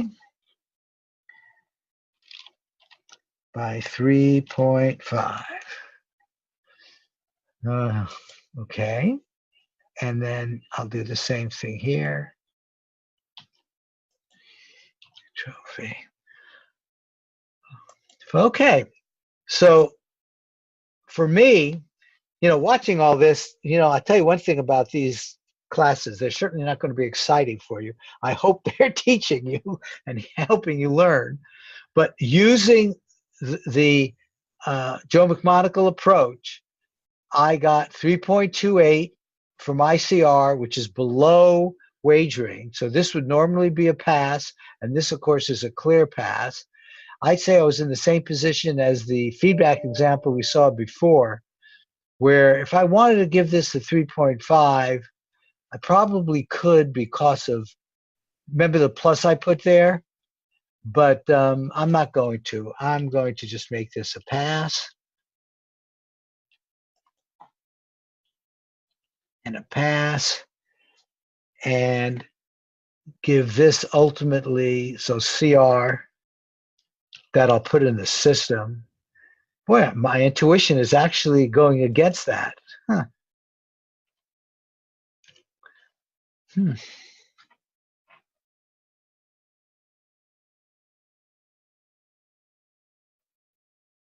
I'm sitting here and my intuition is telling me,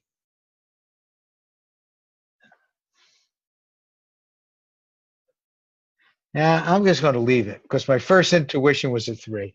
Okay, so what I got is a 3 and a 1 for A and B. So now, and usually that would be right on my transcript. There's usually room on a transcript, or I'd get a new sheet of paper, and it doesn't take long at all, actually. And then that's a 3, and that's a 1. And I'm going to say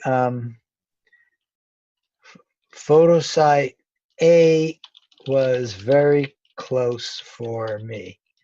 Clearly, we use this word a lot, but I never really followed up on whether it's accurate, but clearly leaning toward photo site A. It'd be interesting to know if the number of times you were leaning were right. I've seen plenty where they're wrong. I just don't know if most of them are right. Anyway, so that's it. So you understand how to do the judging page. I then click Submit CR, and it will now tell me which direction this prediction went. So it was a yes. Okay. Photo site, nope, I'm sorry. I saw the yes here. It's photo site A, which is what I did the highest, was randomly associated with no. So I'm going to write that on my transcript. So I was leaning toward no, and I'm putting on my transcript, so I have my own record of it. CR equal 3 for A, CR equal 1 for B, so I was leaning towards no. And now, right on the end of the judging, I'm writing EOF AJ. So I'm done. And okay, how are the rest of you doing?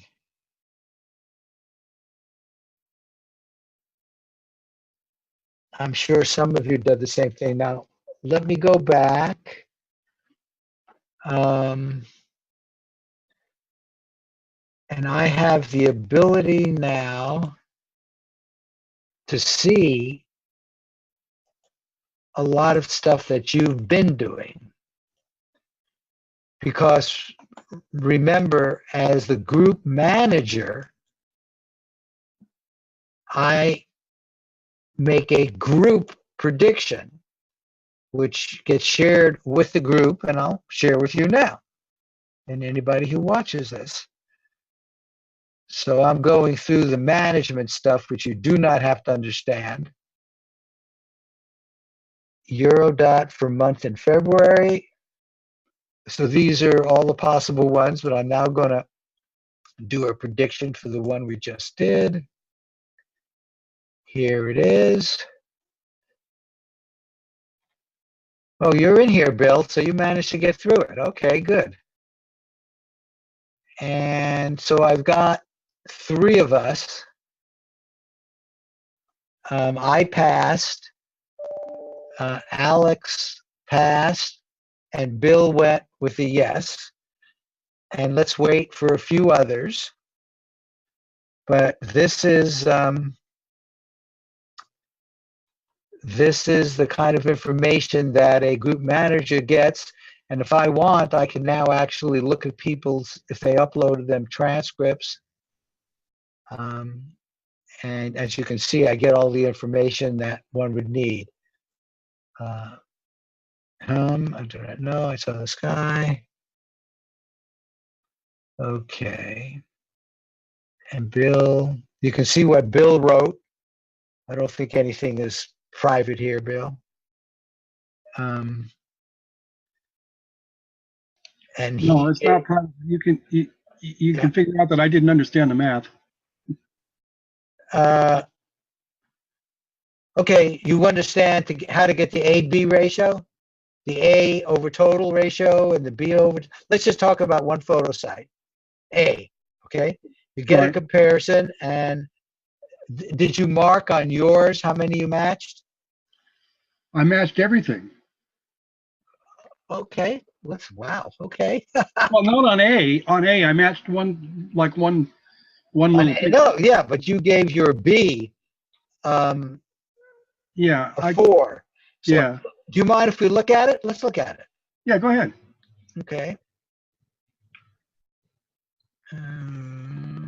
There you are. Okay, so this is going to be the one that's good. And let's see now if you uploaded your transcript.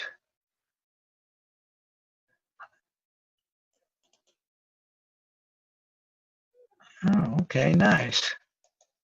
And I wish I could rotate this. Well, I'll rotate it. Wait, with my stag, it rotates. Well, the basic thing is that there's lines around the rim of a circle, right? And then a smaller circle in the middle.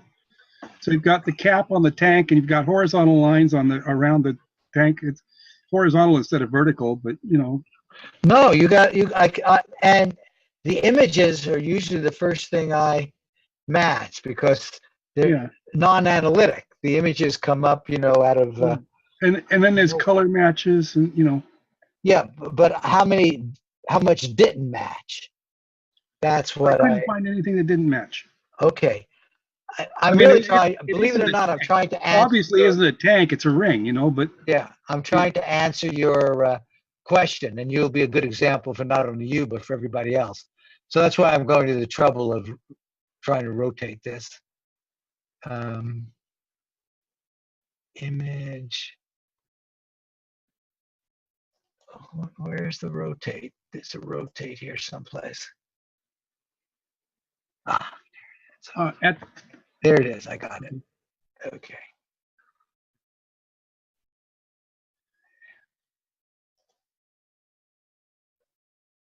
Okay, and then we put this over here. And let's go back and get your image.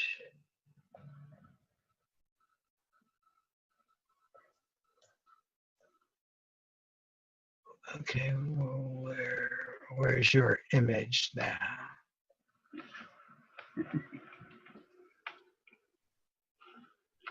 I now lost your image. I now have this.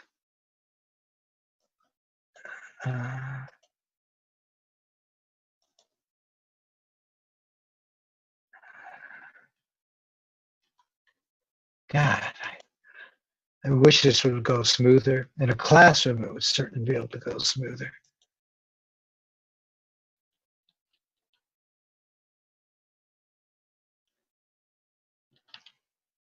Okay, well, I've now lost your image. But let's look at this. I remember your image. Blue, green. Did you see, was that the right color? The shapes are. I had that muted. There's a blue cast of the tank, okay? Okay. And then there's green foliage around it, and so I made that match. Okay. All right. You see a boat. Well, I didn't quite see a boat. No, that's a good thing from where I'm sitting right here, because I want to show you what. But then it got the water, see?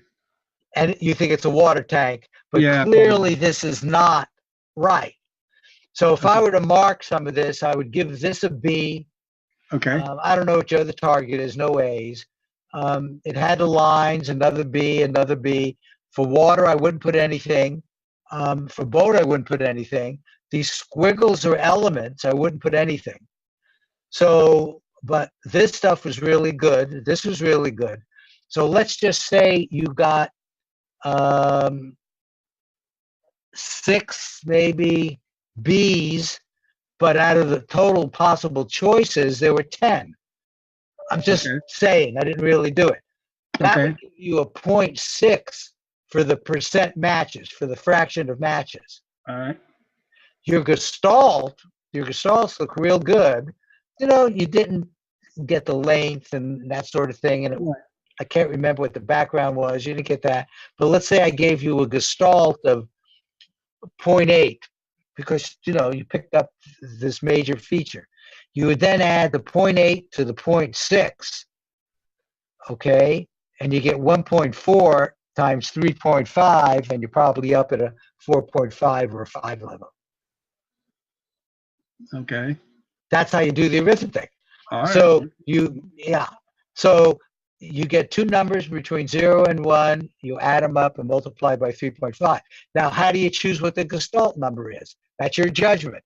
How well did you capture the big picture gestalt? Okay, how's everybody else doing?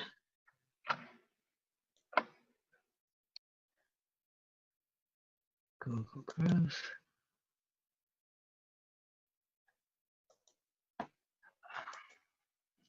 Okay, I could have gotten your picture again. Let's see if we have anybody else.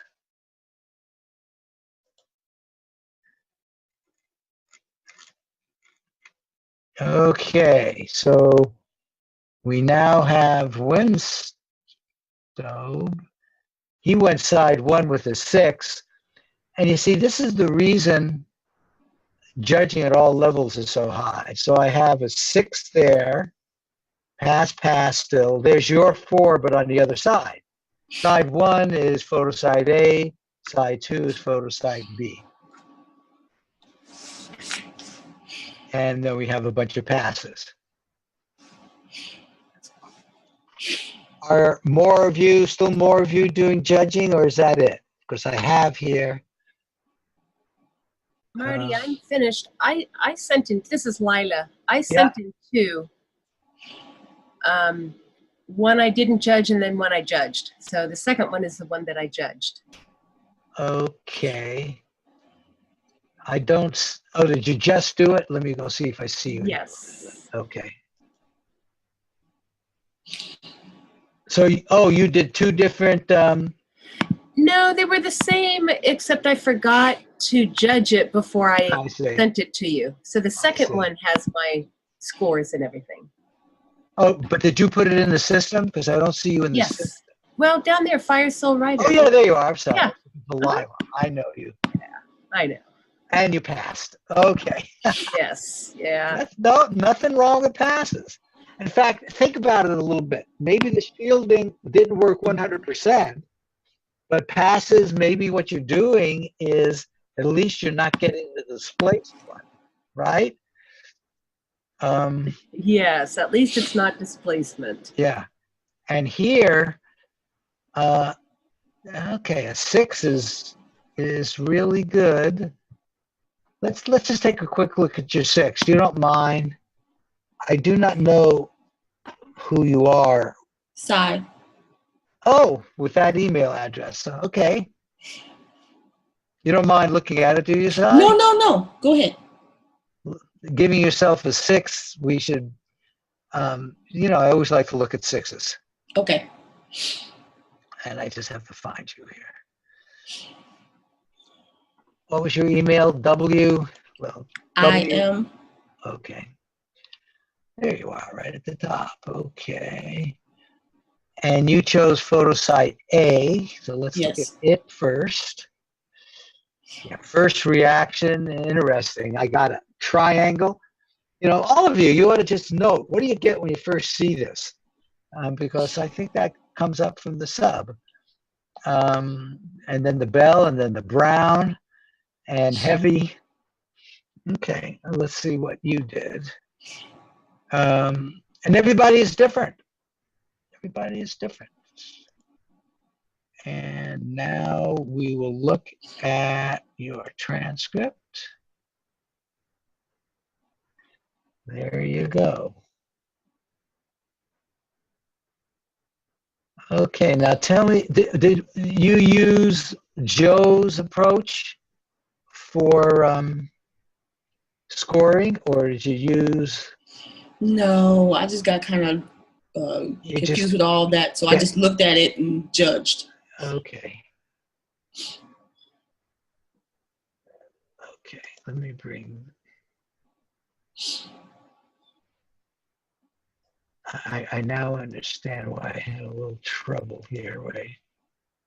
There you were. There's the bell. Okay, I'm going to put that over here.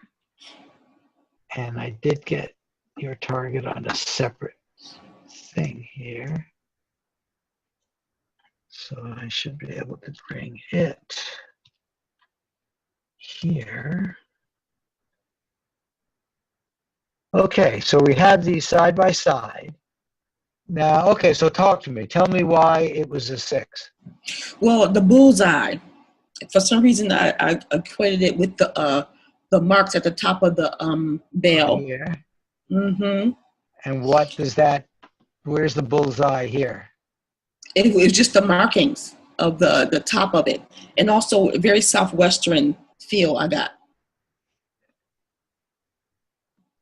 Okay, and the southwesterners goes to the animals.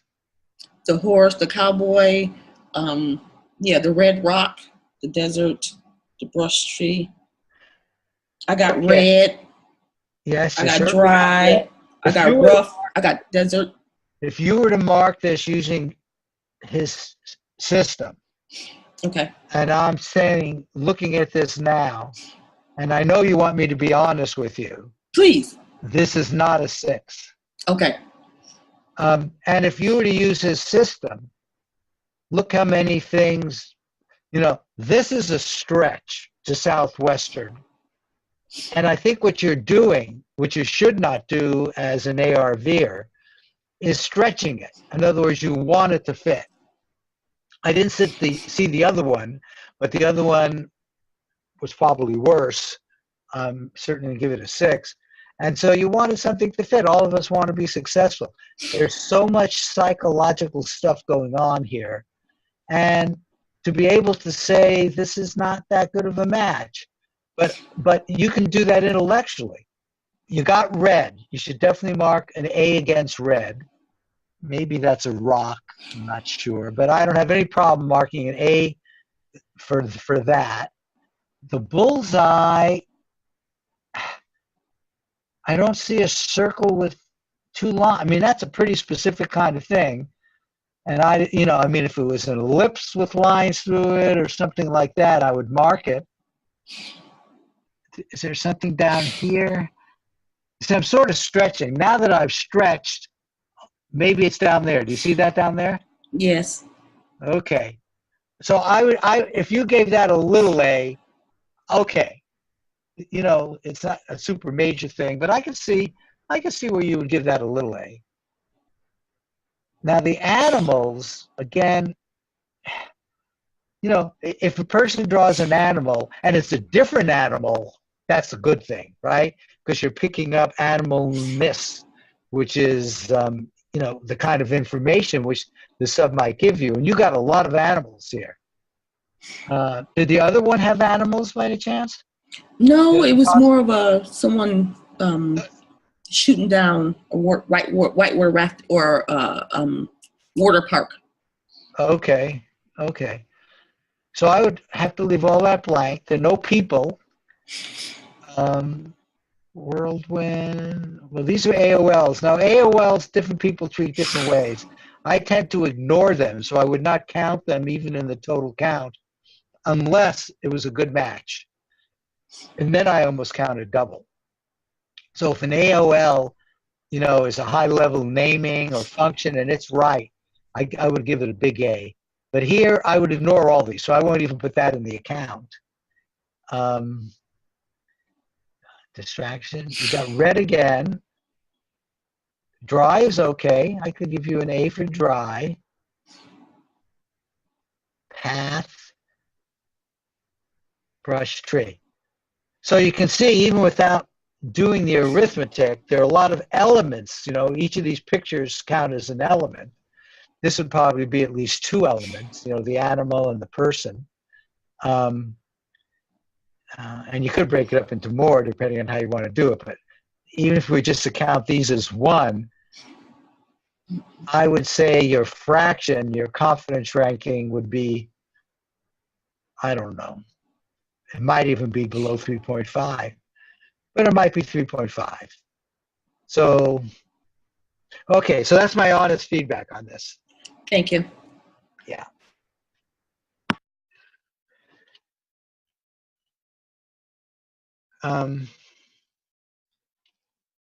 Okay, I think we've gone 3 hours. I can never make these less than 3 hours. I hope you all don't mind. Let's now finish this off. So let me go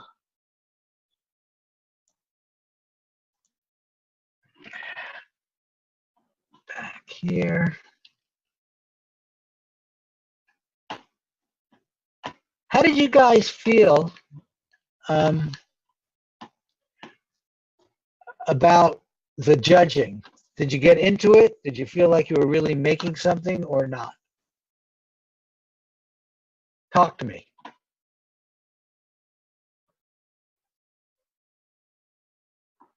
I mean, it's okay if you didn't. It's okay if you did. Do you think the idea is worth pursuing? I think I would have to take more time to judge and try to, yes, because I think that's where I get mixed up as when I do regular, it's just judging. I'm really happy with your major participation here. That's really good. Definitely do this system of marking them. Everybody kind of agrees on that. It makes you go through every element. And is it a match or isn't it a match? And if I'm marginal, you can give it a smaller letter. But it forces you to go over each element, and it's just a good way to go. And then it gives you that ratio at least. And then you can use the Gestalt in addition if you want to go with what Joe does. But did you try to put a circle around you? Psychic shielding? Yes. Okay. Okay, I guess everybody tried at one level. We just don't know if it's effective. I would like to know if you continue working with it and doing it, and do keep records. Okay, I did psychic shielding. I started now, and this is my hit rate after that, because the whole idea here is to increase the hit rate. Okay.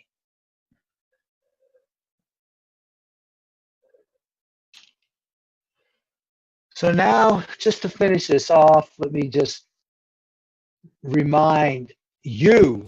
One more question. Yeah, please. Because each photo is supposed to be the interpretation of, through your psychic subconscious mind. So if I did get more Southwestern pictures, wouldn't that count? Not trying to, make it into something, but just, doesn't that count?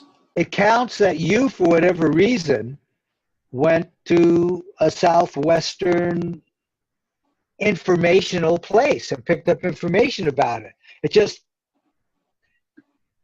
doesn't happen to be good enough to say that it's the feedback target. Going to the Southwest, yeah, okay, and giving yourself a little credit for that is okay, but that wasn't what the target was about. The target was about the bell, the cross, the big heaviness. Wasn't that, if you were to describe that target to somebody, you might say, okay, yeah, it looks like it's in the Southwest, so that's one thing you got. But look at all the things you didn't get that you would describe. If you said my target was, wouldn't you say, hey, it had a bell in it, and it was a cross, and it was really interesting, and it was quite heavy? Wouldn't you say that? Okay. Yeah, and so that's the kind of things that you do when you describe and sketch. You describe and sketch what's in that photo site. Got it. Yeah, I think you do, and it was so good that you're here doing that. Okay, now the you I like to talk about in this context is the psychic you, the I, psi. And that's the one that has access to everything through the universe of collective consciousness. Eagle Swan called it the matrix. Others have called it the agnostic records. I'm sure there are other words out there for this. It's not like any of this is new. But it's not available to your ego intellectual mind. It's available to the deeper part of yourself, the I side part of you, which is basically, I don't know, it's your subconscious part of you is the part that has access to this. Okay, you're more than that, but that's the part that has access to this. And notice it's the same I psi that does the remote viewing session, that does the feedback session. I don't care about the judging. Isn't that wonderful? Look how much you get to learn about yourself, because this is you, both places. That's sort of cool. And just remember what we just did earlier, spending time with our feedback session, it really starts there. As much as you feel it's a month, it's far away, it's not far away. It's all out there already now. In fact, that's one of the reasons I like to do the month, to make it clear that that's what's going on. And then there's this big communication channel of some sort. I say of some sort because, again, it's a thing. We really don't understand it, but the best I can make of it is that the subconscious mind, your Subbie, is what is connected to the UCC. Everything is connected to the UCC, and it's the communication channel with your conscious mind, period. So when stuff comes up to your conscious mind in your life, but in here, it's coming through your subconscious mind. Now, your sub does a lot of other things too, but one of its functions is to be the communication channel. And it serves as that. And so learning how to communicate with your subconscious mind here will help you with all communications with the UCC, which has got to be important. Okay, I am going to pass on this one as the formal one. So when we come back a month from now, the formal prediction will be a pass. But frankly, that doesn't matter. All that matters is your own personal prediction. I didn't say that before, so I want to say it now. And so you're learning about your consciousness. And I added this independence. I focus on that a lot in another workshop, but this really comes down to free will. Independence, your free will, your ability to make choices. All of that is done in your here and now conscious state. It's your conscious now state that makes all the decisions, even though you're accessing stuff from the future. But that's where you have free choice. And a lot of the uncertainty that we struggle with, don't see it as too much of a negative. It's the way the universe is put together, and it is what gives you free choice. It's in that little fuzzy area where the subconscious and your conscious mind are kind of sharing information and capabilities, and then you make a choice and do it. You write a word down on a piece of paper. You do a sketch. So all of that is in the here and now. Very important. And I always like to close with this one. All of this and everything that we're doing hopefully will help each of you and me to have healthier, wealthier, and live wiser kinds of lives. There really is a lot of wisdom in all this. So thank you for joining me today. And if there are any questions or comments, let's share them now.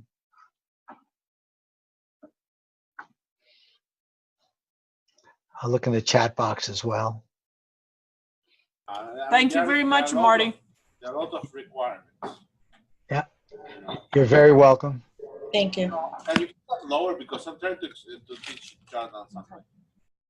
Okay, so I will just close this now. It looks like we're done. I don't want to cut anybody off. Will the recording? Yes, all of these are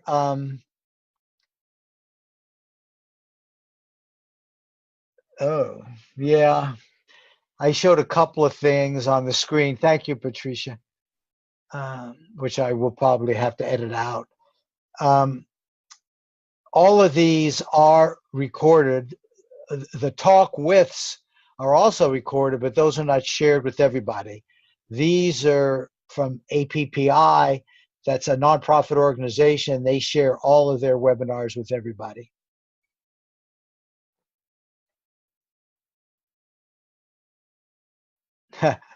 Corey is asking if the first fun house was in Disney World.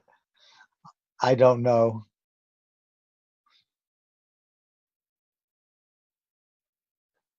Okay, again, thank you all, and do keep precogging.